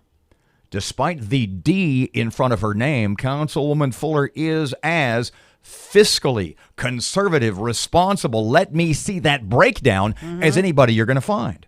I think it would be safe to say you can say the same things about Councilman Butcher, about Councilman Nicholson, and Councilman Fleury. Yep. Okay, Fuller, Butcher, Nicholson, Fleury. How many is that? 4. Mayor's got some work to do. Yep. 1017 FM, 710 Keel. Traffic update now. Here's Ruben. Looking right now at some slow-moving traffic on Linwood Avenue near Kings Highway, and we have some traffic delays on Shed Road near Swan Lake Road in Bossier City. If you have anything to report to us, give us a call at the Planet Fitness Traffic Hotline, 687-ROAD. 1017 FM, 710 Keel. Weather Channel forecast. Still waiting for the hurricane. Went jogging in a hurricane yesterday. Kind of cloudy, scattered showers, maybe heavy at times today. High today in the low to middle 80s, 71.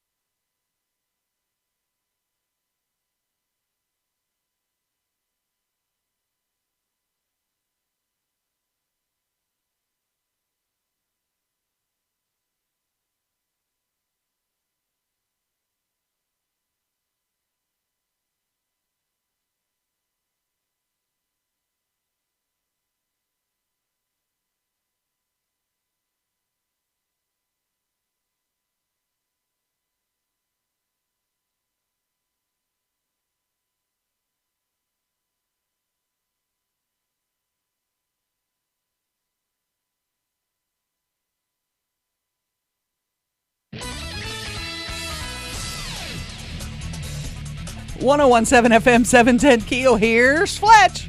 Good morning from the sports desk of 1130 The Tiger. This is Tim Fletcher. It took a Wimbledon record 4 hours, 55 minutes for Novak Djokovic to beat Roger Federer 7-6, 1-6, 7-6, 4-6, 13-12 in the men's final on Sunday. It's the 16th Grand Slam title for Djokovic, and it took the first fifth-set tiebreaker in Wimbledon finals history to accomplish the feat. He also became the first player to overcome 2 match points in the men's final in 71 years to win the title. Major League Baseball, the Houston Astros took the last 2 games of a 4-game set with a 12-4 win over Texas on Sunday in Arlington. Justin Verlander gave up 2 runs in the first but threw a no-hitter over the next 5 innings to earn the win. Jose Altuve blasted a grand slam, and Yuli Gurriel also homered for the Stros. SEC Media Days get underway today just outside Birmingham and Hoover, Alabama. The LSU Tigers go in the spotlight today with Ed Orgeron, of course, front and center, along with players Joe Burrow, Grant Delpit, and Lloyd Cushenberry. Their partners at the dais today, Florida and Missouri. From the sports desk of 1130 The Tiger, this is Tim Fletcher. It's a different kind of work.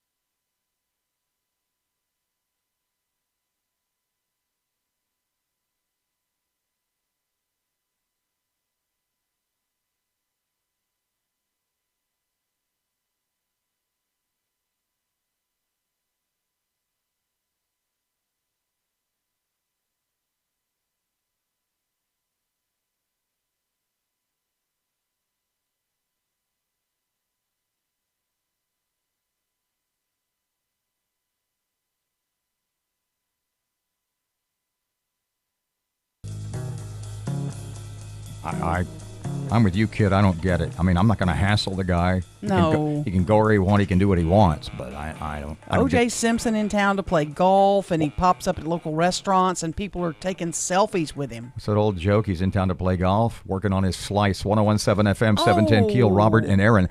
O.J. in town, came in town Thursday late. Mm-hmm. And there were some photos. Folks took photos with him. Hi, OJ. Could I do a photo? Right. And the first one we saw was a fellow at the airport with his daughter, maybe 8, 9 years old, maybe a little younger than that. Then a couple of rumors, a couple of social media posts that the former Heisman Trophy winner, is he still in the Football Hall of Fame? Did they take him out? Did they boot him out of there? I have absolutely. Did they get his gold jacket back? I'm not sure. Don't know. The point being, we want the bust. No small irony that it's your head only. Okay, so anyway, back to OJ. He was supposedly at Oyster Bar on Saturday night. Mm-hmm. And then, as we saw via social media, a ton of photos and videos at the bar at Superior Grill on Line Avenue last night. So, and by all accounts, very friendly and warm and, hey, sure, you want a photo with me? Hi, how you doing? Right. Are you as puzzled as am I? I am, and I, if I'm OJ, I would tell people no. My answer would just be no. No, I don't do that. Sorry. Really? Yeah, I don't do it. Sorry. What's in it for him? Goodwill. You know what? Goodwill. It's not good. It's people are just want to be with somebody notorious. Or famous. I don't understand that. I'll never understand that. Even if you believe he's innocent, which I don't think there's a whole lot of people that believe he's innocent. It's like the city council. You only need 4. All he needed was 12. Well, yeah, and he got his 12. Well, actually, he only needed a couple so there you yeah. go. Oh, we got to go. We'll talk about this more. 101.7 FM, 710 Keel. Here's Sean Hannity. Turn up your radio. Here's the Sean Hannity Morning Minute. They think somehow that if they investigate Donald Trump for a 5th and 6th time, because 4 separate investigations have cleared him of conspiracy to coordinate or work with, conspire, to rig the election, influence the election with the Russians. FBI came up with nothing. Lisa Page said after 9 months they had nothing. Peter Strzok said there's no there there. Then we had Nunes after his exhaustive report. He was the chairman of the House Intelligence Committee. Nothing. And he was also the guy warning that this was going to happen as early as 2014. And it happened in the past, and they're probably going to try and do it again. And then we had the bipartisan Senate committee. Nothing. Then the Mueller report. Nothing. Check out the Sean Hannity radio show later today, right here.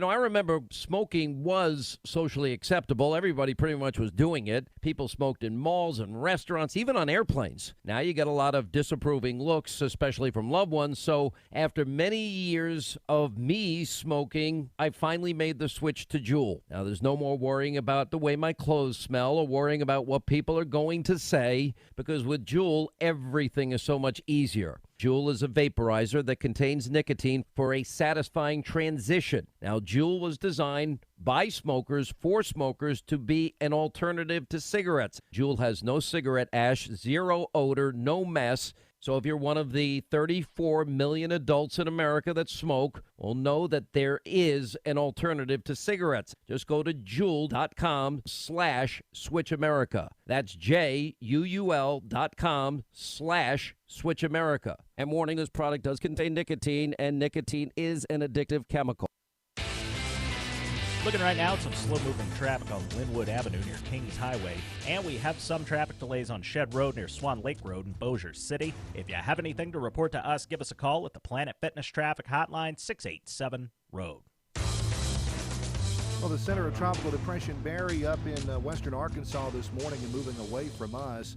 Could see an early shower this morning, then turning partly cloudy this afternoon with highs today near 90. Scattered thunderstorms tonight, low 76. A pop-up shower or thunderstorm tomorrow. Tomorrow's high, 95. Richard Weddick, the Weather Channel. And trending talk. This is 101.7 FM and 710 KEEL. KEEL, Shreveport.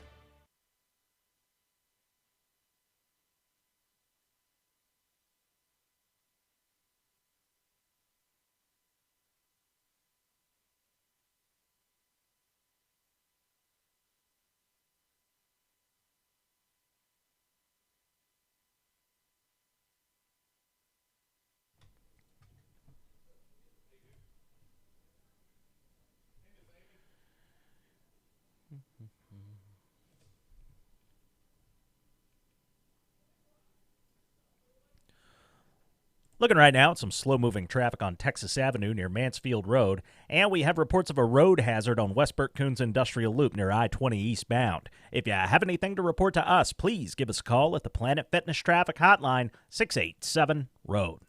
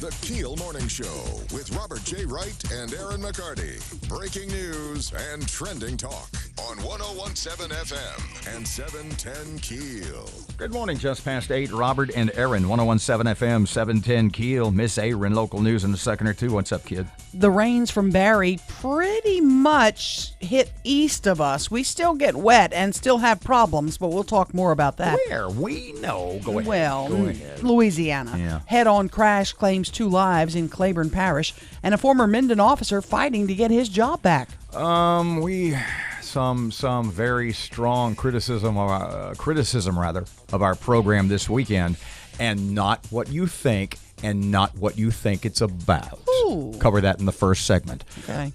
Plus, Erin went to the movies. Oh yeah, and a celebrity's in town. Mm-hmm. Fletcher in sports, traffic, and weather. It's all coming up this hour. It's right here on KEEL.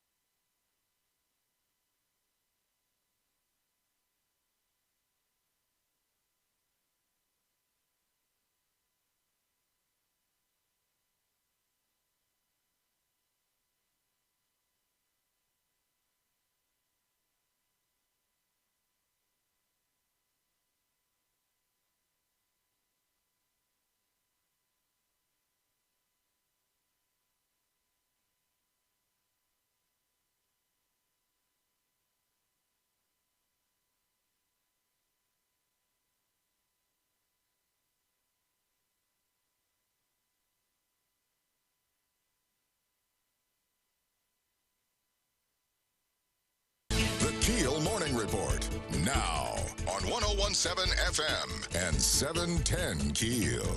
Barry, now a tropical depression in Arkansas after dumping several inches of rain, knocking out power and producing some flooding along the coast. But Barry didn't live up to projections of major flooding because of 15 to 20 inches of rain. State climatologist Barry Kime says you can thank wind shear that the models didn't take into account.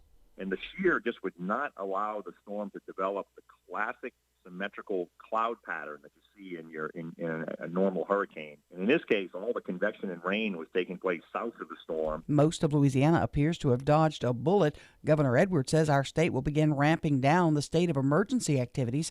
Now, there were serious concerns that some levees in New Orleans may have difficulty handling the storm.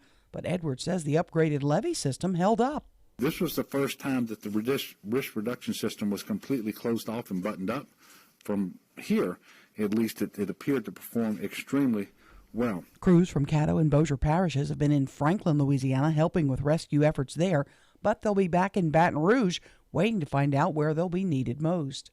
A head-on crash in Claiborne Parish claims the life of 2 men. It happened Sunday on Highway 79 shortly after 11 a.m. One car crossed the center line, hitting another. An infant in that first car was able to survive. An appeal hearing is set for tomorrow for a former Minden police officer fired for allegedly posting racial comments on Facebook. The Civil Service Board expected to hear the appeal from Sean Griffiths. His attorney says he never made the Facebook post. Congress setting up for a big debate in the coming days over the proposal to raise the minimum wage from $7.25 an hour to $15 an hour by 2024. Congressional budget analysis has shown that though it would increase pay for many workers, it could cause an estimated 1 million job losses.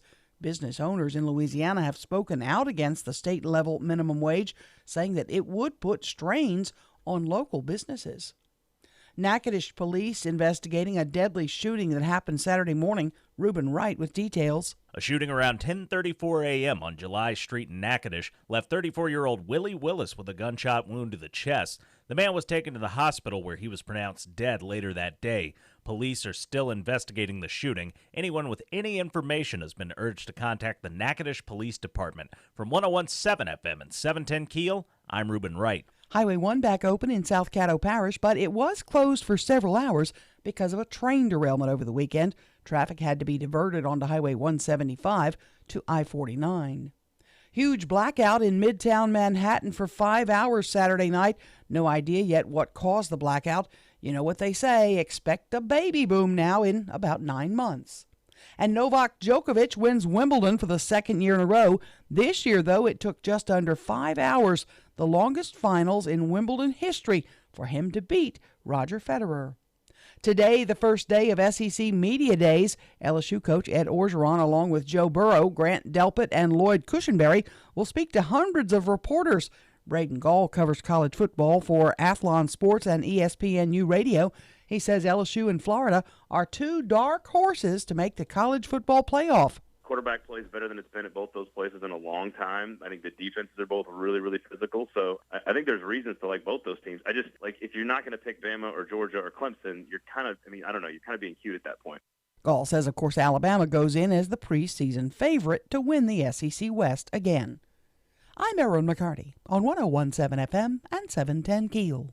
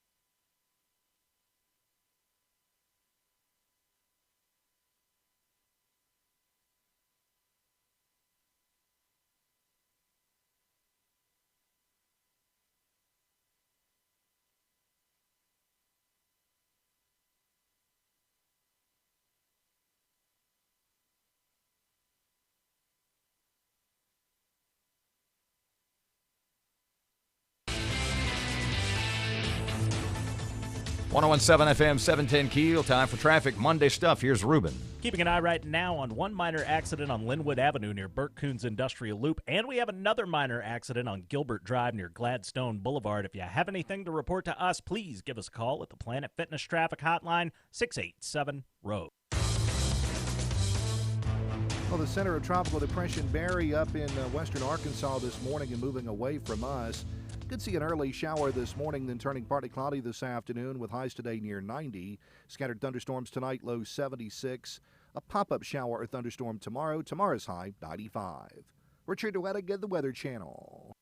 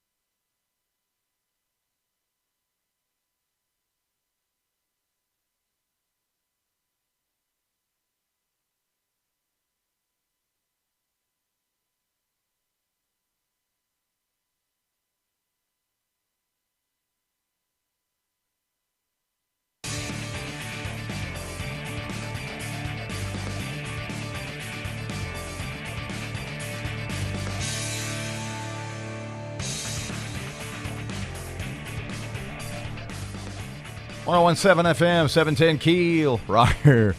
Robert J. Wright and Erin McCarty. KEEL app is a free download presented by Office Furniture Source. We were talking about movies. You went to see the movie yesterday. Mm-hmm. This weekend, and you loved it. I did. I really did. I like the overall premise was kind of cool. Or you can hit your head and wake up in a world where you can cheat your way into being a millionaire.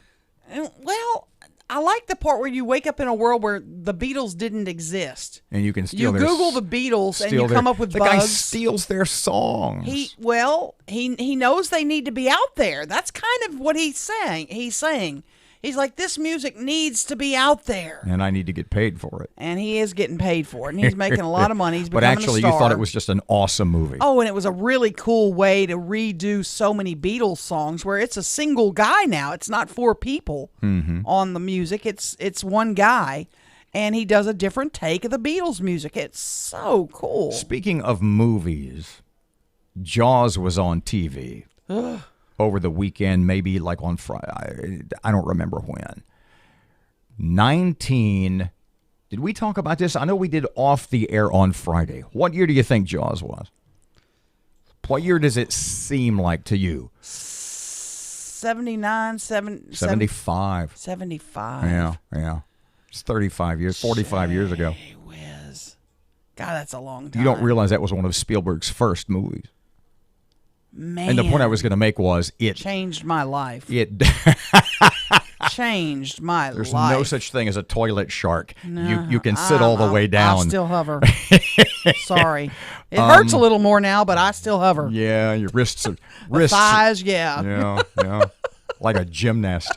It doesn't stand up well. And I'm not sure if it's the plot or if it's the I don't stand up well either when if I'm it's hovering. the dated technology. I'm not sure what it is, but it just I remember seeing it originally. Yeah, it looks weird and now. being terrified. Yeah. And now you look at it, you kind of go, yeah, It looks like a toy movie, yeah. Fake shark. And you know, when you mention that, that's what I'm worried about for Lion King this week. No, let me tell you. I'm worried it's not going to look right to me. It looks pretty awesome. I know. I'm with it's like a real life Lion King. Yeah, with but you know CG what I'm effects. reading? The reviews I'm Yes, reading. that it's the facial expressions are not there. That it's not. I you don't watched get the emotions. trailer and it was pretty cool. Then there was, I think it was a New York Times review that said that it manifested white supremacy.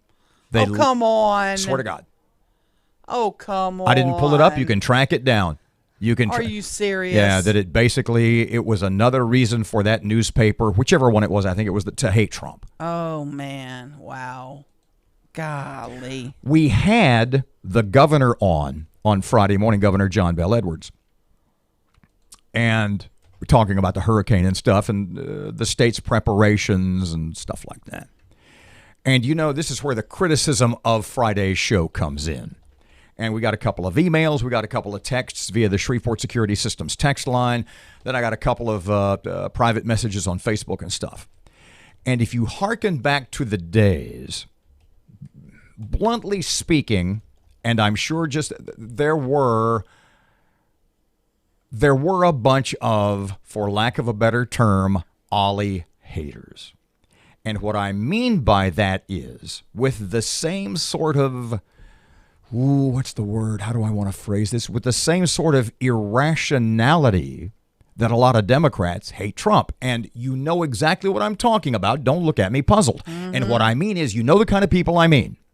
And we talk about them occasionally, the ones that when we would have Miss Ollie on, and she'd come in and sit down, and I would say, Shreveport Mayor Ollie Tyler, hey, Miss Ollie, how are you this morning? And she would go to respond, I'm fine, Robert, and Erin, how are you? There were people who listen, who are fans of the show, and we appreciate that, Yes. who get mad at us, would get angry at us, and criticize us for not, as soon as Ollie would start to talk, not standing up and start screaming, liar, liar, you're destroying the city, and everyone hates you. Mm-hmm. We had the governor on Friday. Oh, goodness. You know where I'm going. Yes. We had the governor on Friday to talk about the potential of a natural disaster, Barry, That was the topic he agreed to discuss. in our state. He's going to come on at a later date and talk about I will anything. show you later. Basically, there is Oh, that my same sort of God. cadre of hate John Bell, who basically the criticism that I got over the weekend was, why didn't you bring up X, Y, Z, I-E. Oh, my God. Why didn't you go, liar, liar? Yeah. Everyone hates you. Yeah. You're destroying the state. You created Barry. You're going to turn out all the lights, aren't you? The point is this. Oh, God. We had discussed to some degree Bless your pumpkin-headed self if that's you. on Wednesday and then again on Thursday, because we thought we were going to have the governor on Thursday morning to talk about those kinds of topics. And he's not dodging us if you're part of that crowd. He simply had to stay in Baton Rouge because of the storm and what was coming. And I understand that. We had discussed at patient. We had discussed at some length the questions that we wanted to ask him. What was the first one that you brought up? The number one. I've got to ask him about local stuff. I've got to ask him about the I-49. I-49 was it's huge for me. Was at the top of your list. It is huge for me. Do you really think he has that much weight in what this? He wanted the exit at Barksdale done, and you heard Sean say the governor wanted that on the fast track, and we did it. But there's not a lot of people standing up saying that the exit to Barksdale is going to destroy a historical neighborhood. No, it's not, If but there are the a lot of governor wanted it that wetlands over bad, there. I would suspect that if John Bell wants it, that if Bobby Jindal wanted it, that prior to that, if Mike Foster wanted it, that if any of them wanted it, they could have thrown their weight behind it and made it happen. But for whatever reason, they were unable to do so because this is a battle that a lot of folks have been fighting for nigh on 2.5 decades. Right, right. Well, trust me, if you're one of those John Bell haters, we have the questions. We know the budget is $30 billion. We know that we have spent our way into this mess, and we have this Medicaid expansion that's going to cost us a fortune down. We know all that BS. Do you remember we're on it. Do you remember during the mayor's race, during the mayor's election, not so long ago, that you and I had both on and off the radio the discussion, the debate, the conversation, whether or not when it pertained to now Mayor Perkins or former Mayor Tyler or candidates Talaferro or Savage or any of the others. Jackson, yeah. If it mattered what their stances were on national issues. In other words, to get a sense of the man or the woman. Right. Do you want to know how Mayor Perkins feels about illegal immigration? Abortion, yeah. Things like that. The point being, one of the questions, and I saw this weekend, that, hold on, I have the headline right here. Let me dig it up. Representative Abraham will put an end to sanctuary cities in Louisiana. He talked to us about that. What is the governor's, because I honestly do not. You were out, I think. What is Governor Edwards' stance on sanctuary cities in Louisiana? And what is he willing to do if he, as a Democrat, you got to wonder, look, he's already crossed the party once on right to life, and I pat him on the back. I applaud him for that, for his anti-abortion stance. Yes. But I think, especially as more and more undocumented illegal immigrants enter our state, I think more and more it's going to be very important, perhaps of high importance in this fall's election, how each candidate stands on things like open borders and whether or not the governor, a Democrat, once again is willing to cross his party nationally. Does he think borders matter? What does he think of the way that the Trump administration and or ICE is attempting to handle the crisis, the influx into the tens, if not hundreds of thousands of illegal immigrants at the border? Because it is, if it not already has, it will affect Louisiana. Oh, it will, definitely. And Abraham has taken a stance. 101.7 FM, 710 KEEL. Sports just a couple of seconds away. Traffic right now. Yo, Ruben, what you got, Looking kid? right now, some slow-moving traffic on Texas Avenue near Mansfield Road. And we have reports of a road hazard on West Burke-Coons Industrial Loop near I-20 eastbound. If you have anything to report to us, please give us a call at the Planet Fitness Traffic Hotline, 687-ROAD. Well, the center of Tropical Depression Barry up in western Arkansas this morning and moving away from us.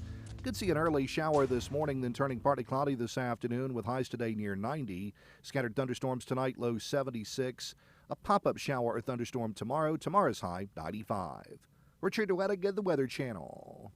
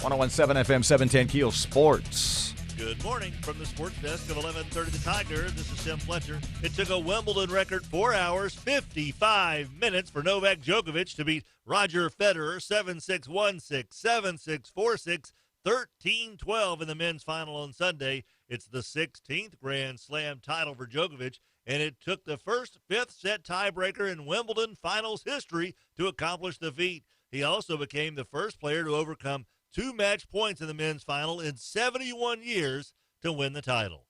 Major League Baseball, the Houston Astros took the last 2 games of a 4-game set with a 12-4 win over Texas on Sunday in Arlington.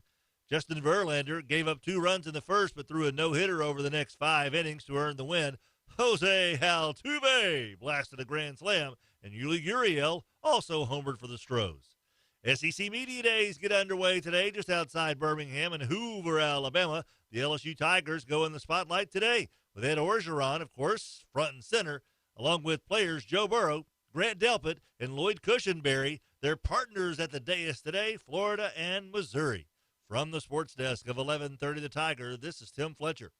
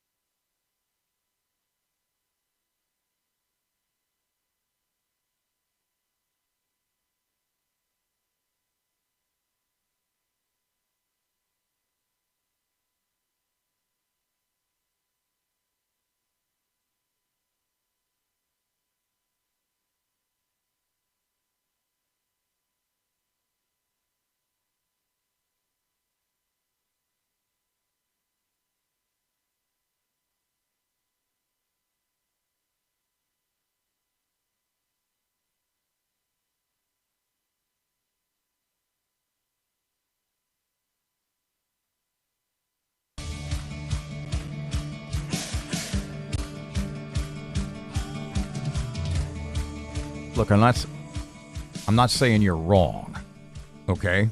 I'm not saying 101.7 FM, 710 KEEL. Robert J. Wright and Erin McCarty. Shreveport Security Systems text line is 318-392-1884. I have to phrase this carefully. Well, not really. I'm not saying you're I'm not saying you're wrong. I just don't believe you. I mean, well, that's the word from city officials. That's the word I got. Today, I'm not saying you're wrong. I'm not saying they're not telling the truth.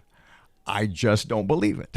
It's you know, I'm like, going to put it all at KeelNews.com, the whole history. Look, I'm like Pope, what's his name? Was it Pope Urban or whomever it was that made Galileo recant? I'm not saying the earth doesn't go around the sun. I just don't believe you. Okay?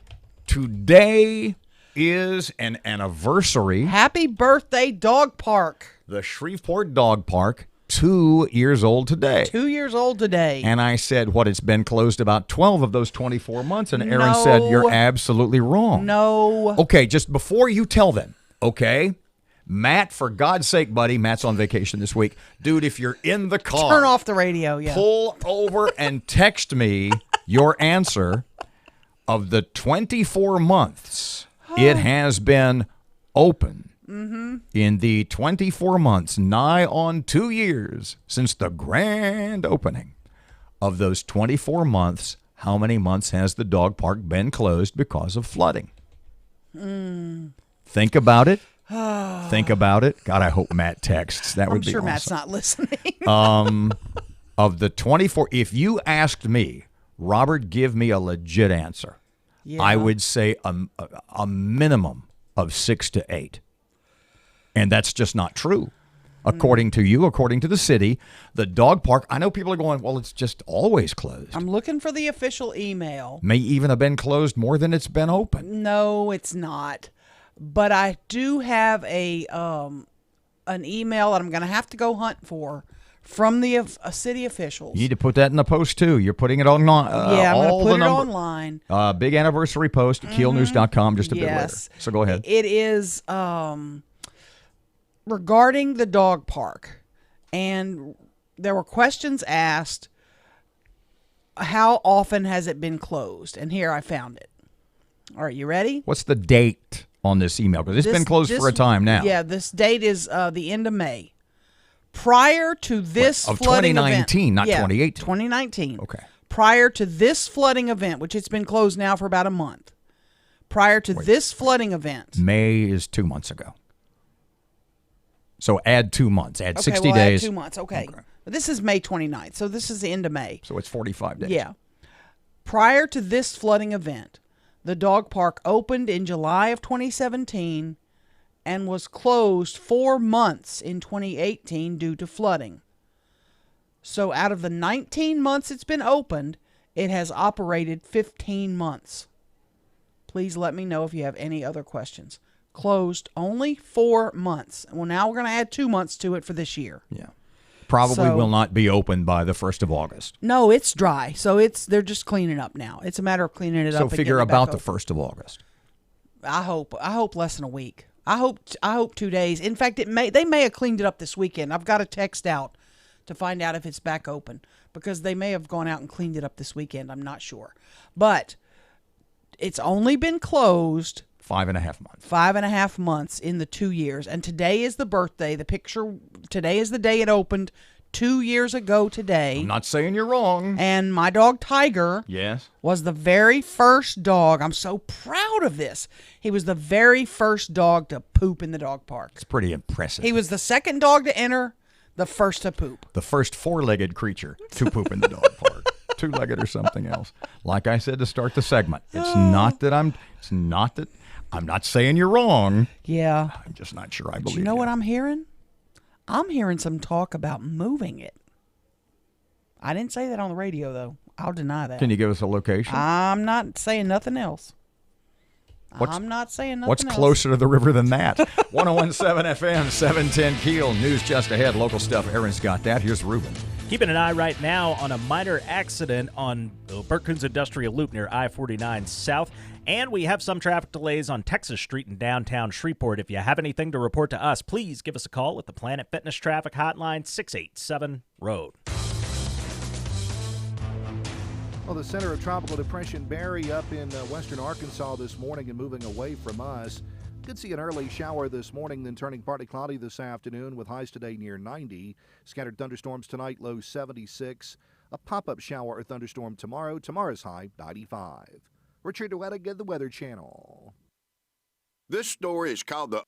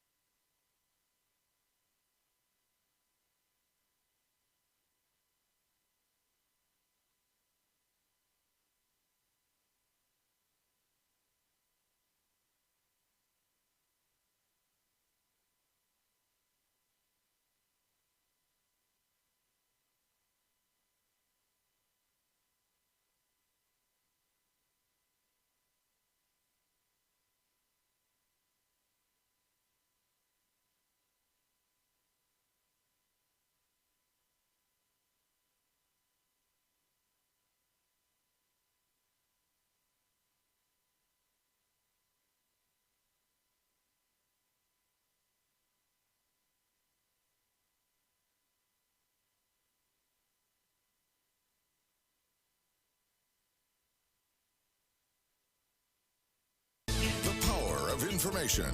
KEEL News now. Most of Louisiana appears to have dodged a bullet from Hurricane Barry. Governor Edwards says the state will now begin ramping down our emergency activities. There were concerns over topping the Mississippi River levee, but that did not happen. The governor thanked the emergency personnel who rose to the occasion during the storm. He says operations took place in a number of locations around our state. Altogether, with search and rescue across the state of Louisiana, 93 individuals were saved. There are still scattered power outages. The majority of those outages happened in coastal parishes.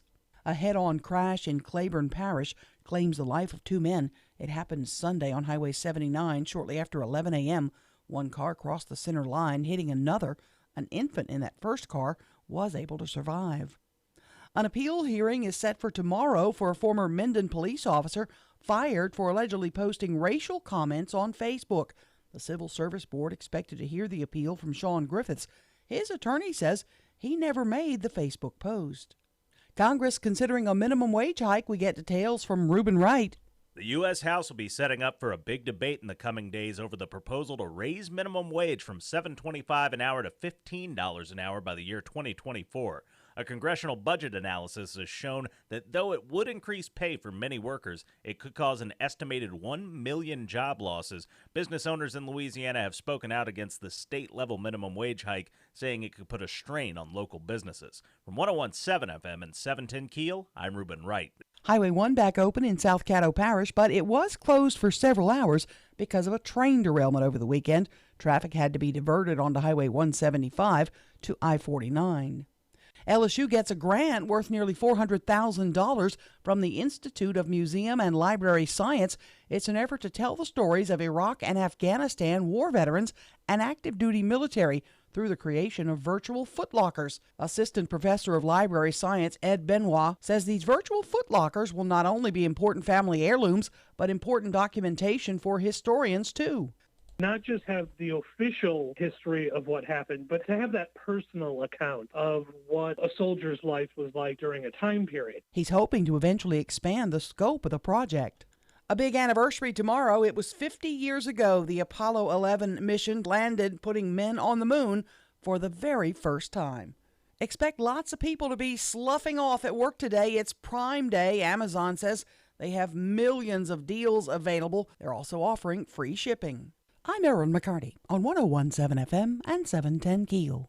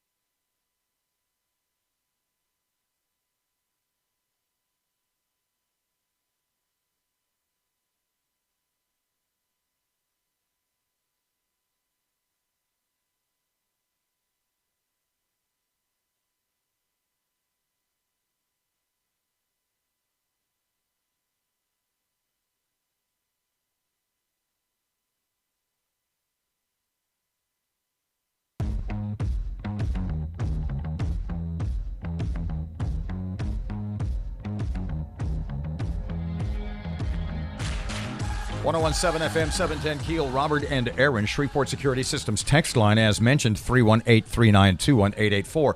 I mention that because the Vox Populi, the vast majority of KEEL listeners, all of them loyal, all of them appreciated, tend to back me up on the dog park thing. Mm-hmm. Not saying you're wrong. Mm-hmm. I just don't believe you. Yeah.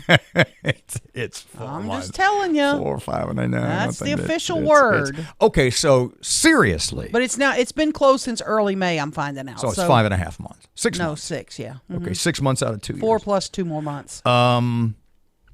So were you being serious when you said that you have heard rumors that there is talk afoot that it might be moved? I don't know what I can say officially. Well, you're not an official. Because I've now talked to 3 people about it. Now that you've been booted from your city position, please tell us more. Yeah. I know there's talk about another dog park at another city park, and they're aggressively working on that.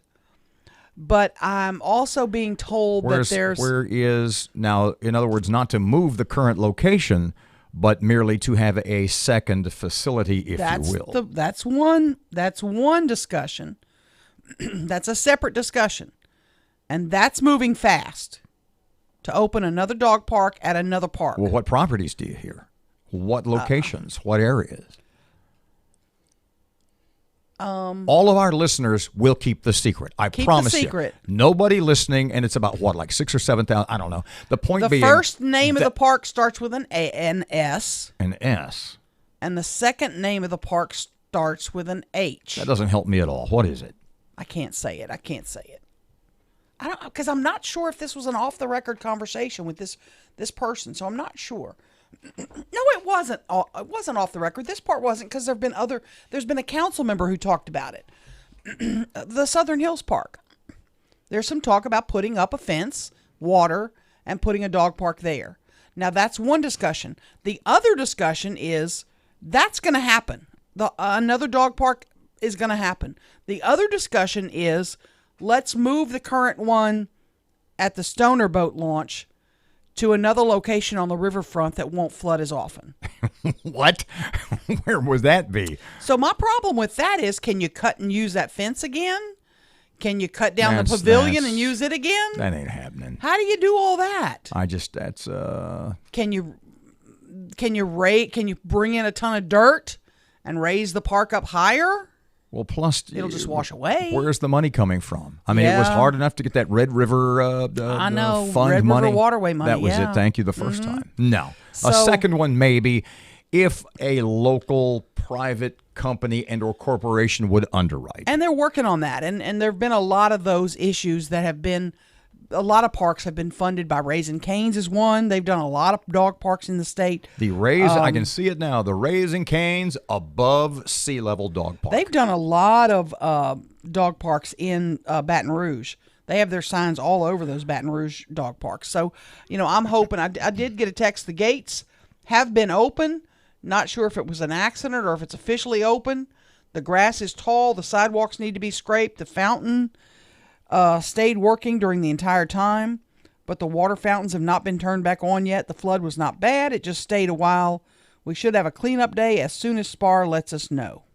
So SPAR needs to step up, step on it and get a cleanup day going. Step on it in step reference on it. to the dog park. Nice. 101.7. Oh, man. Well, watch where you step when you step on it. 101.7 FM, 710 Keel, traffic time. Keeping an eye right now on one minor accident on Linwood Avenue near Burt Coons Industrial Loop, and we have another minor accident on Gilbert Drive near Gladstone Boulevard. If you have anything to report to us, please give us a call at the Planet Fitness Traffic Hotline, 687-ROAD. Well, the center of Tropical Depression Barry up in western Arkansas this morning and moving away from us.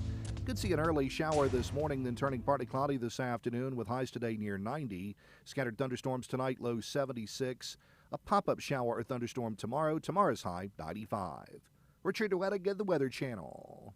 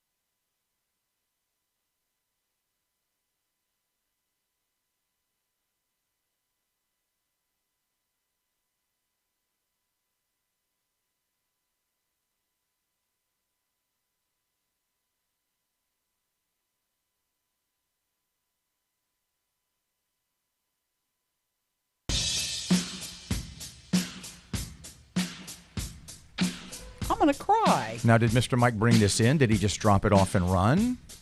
It looks like his staff member, Chip Layton, may have dropped it off. 101.7 FM, 710 Keel. Robert J. Wright and Erin McCarty. Okay. Oh, my gosh. Wow. There's an envelope that comes, if you're watching us on Facebook, you can see this certificate came in the envelope. Would you like me to read that? Or do you want to read it? Yeah, you need to read it. Okay, throw it on down here. Is it going to make it? I'll stand up. Beautiful.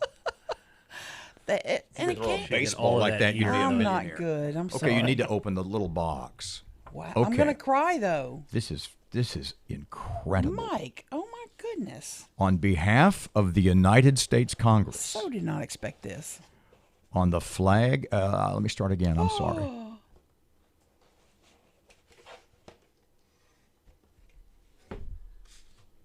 Oh my gosh.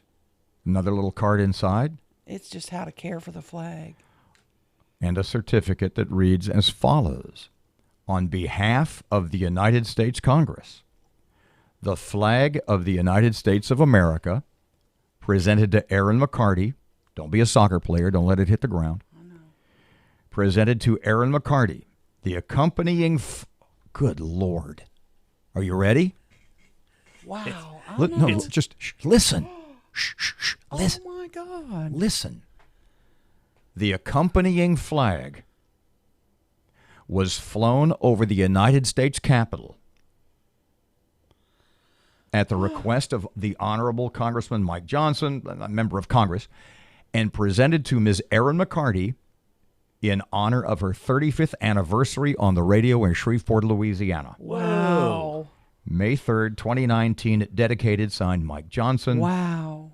Member of Congress. Okay, it's got to go over here behind me somewhere. We got to pick a spot. I don't know. I might take that one. I might fold that one back up and take it home. Honestly. You got a point.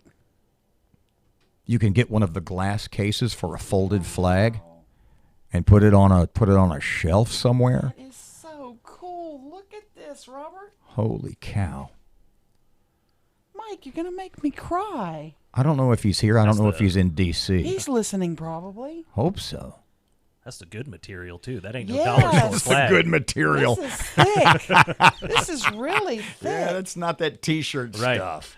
Oh, my gosh. Why don't you... I do need to get this in a case or something. I would put that there. You can get a glass case for it. You can fold it properly, put it in a glass case, and I'd keep that one at my house, kid. Gee whiz. I gotta tell you, I'd keep that one at the house. So cool. So cool. Thank you, Mike Johnson. Do me a favor. Cool guy. Text Mr. Mike I real quick will. and just say thank you. I will. Gee whiz.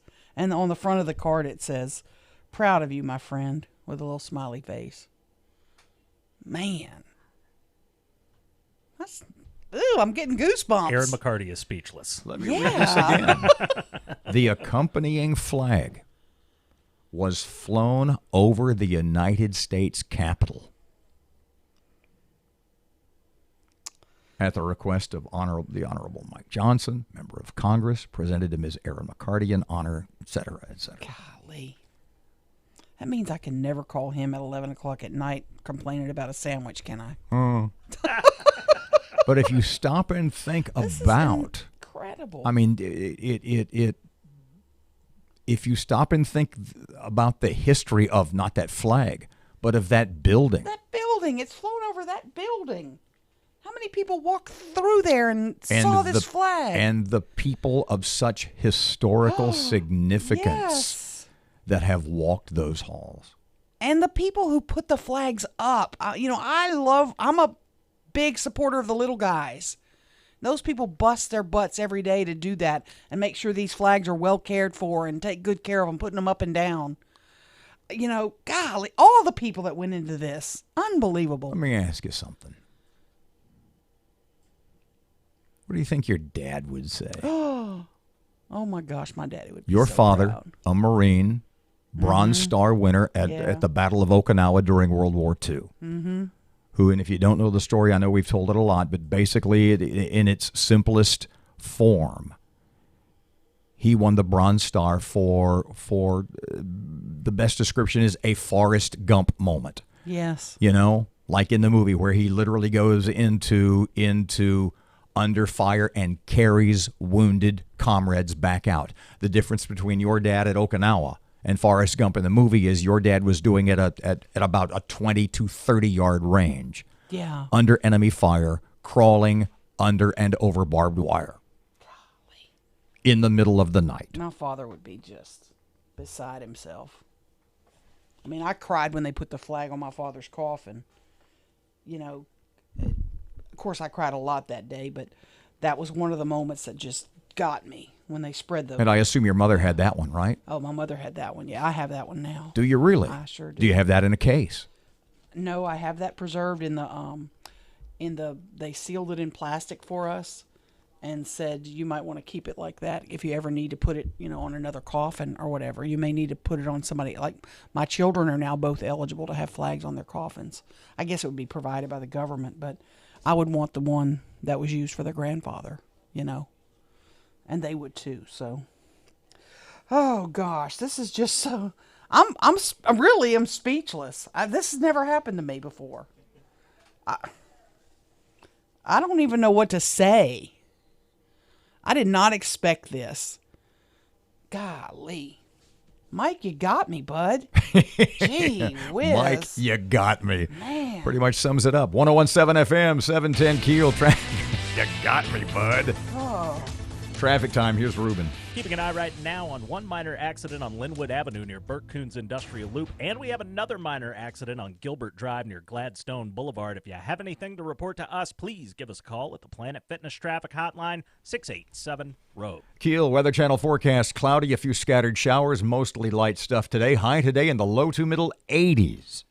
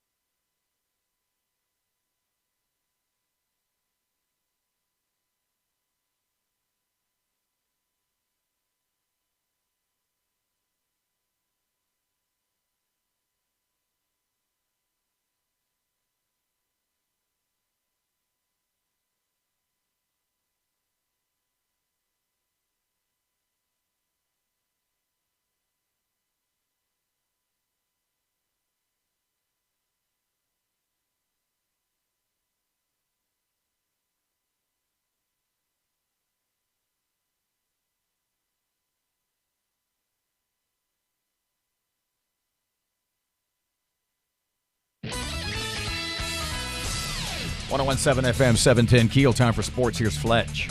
Good morning from the sports desk of 1130 The Tiger. This is Tim Fletcher. It took a Wimbledon record 4 hours, 55 minutes for Novak Djokovic to beat Roger Federer 7-6, 1-6, 7-6, 4-6, 13-12 in the men's final on Sunday. It's the 16th Grand Slam title for Djokovic, and it took the first fifth-set tiebreaker in Wimbledon finals history to accomplish the feat.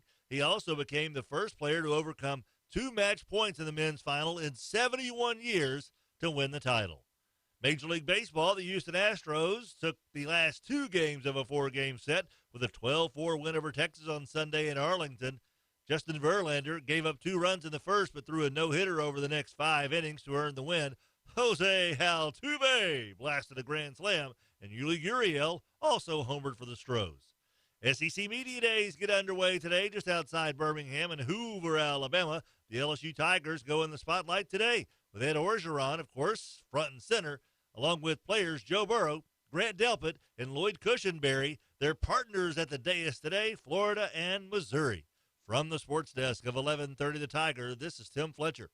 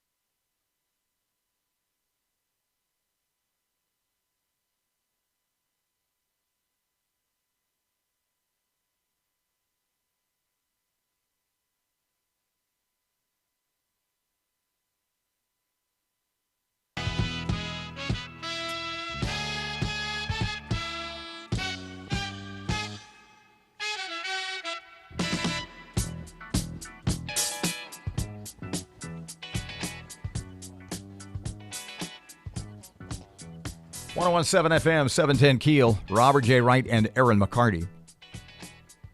It's pretty awesome. So thanks again to Congressman Mike Johnson. No kidding.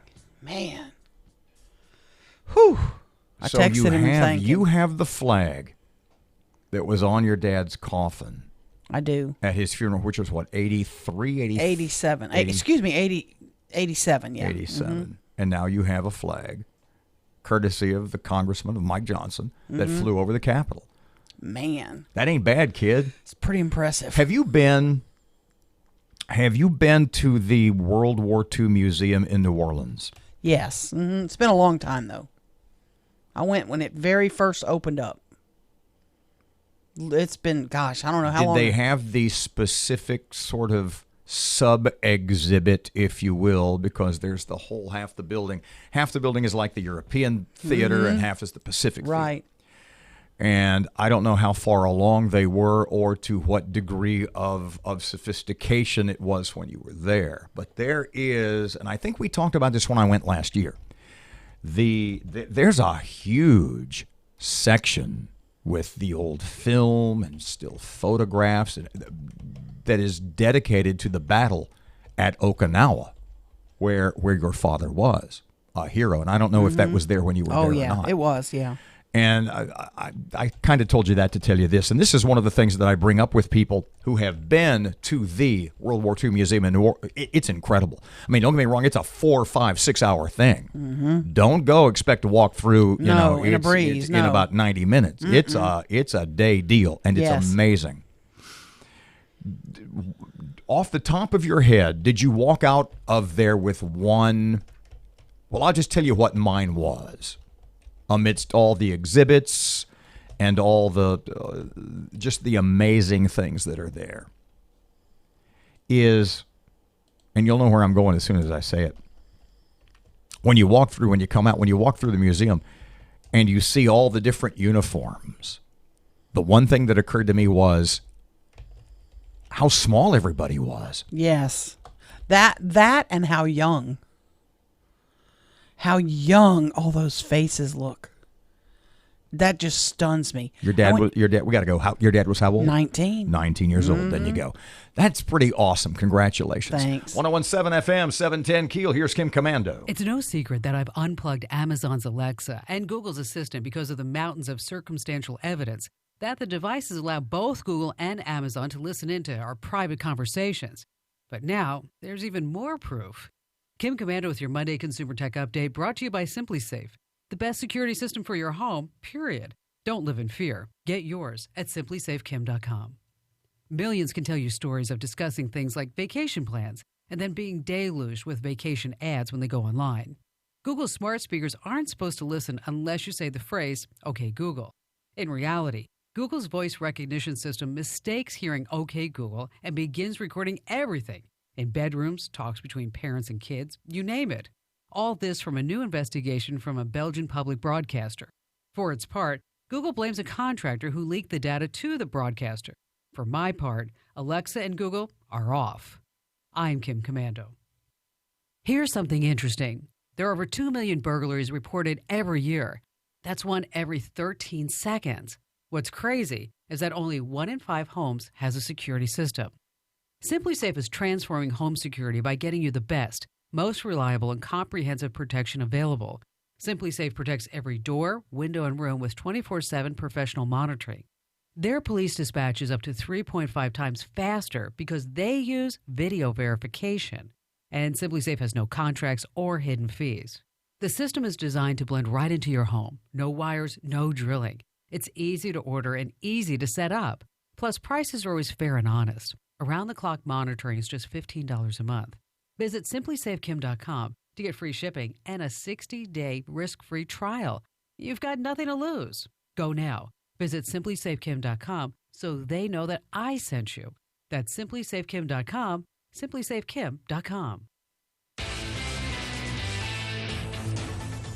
Keeping an eye right now on one minor accident on Linwood Avenue near Burt Coons Industrial Loop, and we have another minor accident on Gilbert Drive near Gladstone Boulevard. If you have anything to report to us, please give us a call at the Planet Fitness Traffic Hotline, 687-ROAD. Weather Channel forecast, kind of cloudy, scattered showers today, high middle 80s at 73 at KEEL. Breaking news and trending talk. This is 101.7 FM and 710 KEEL. KEEL, Shreveport.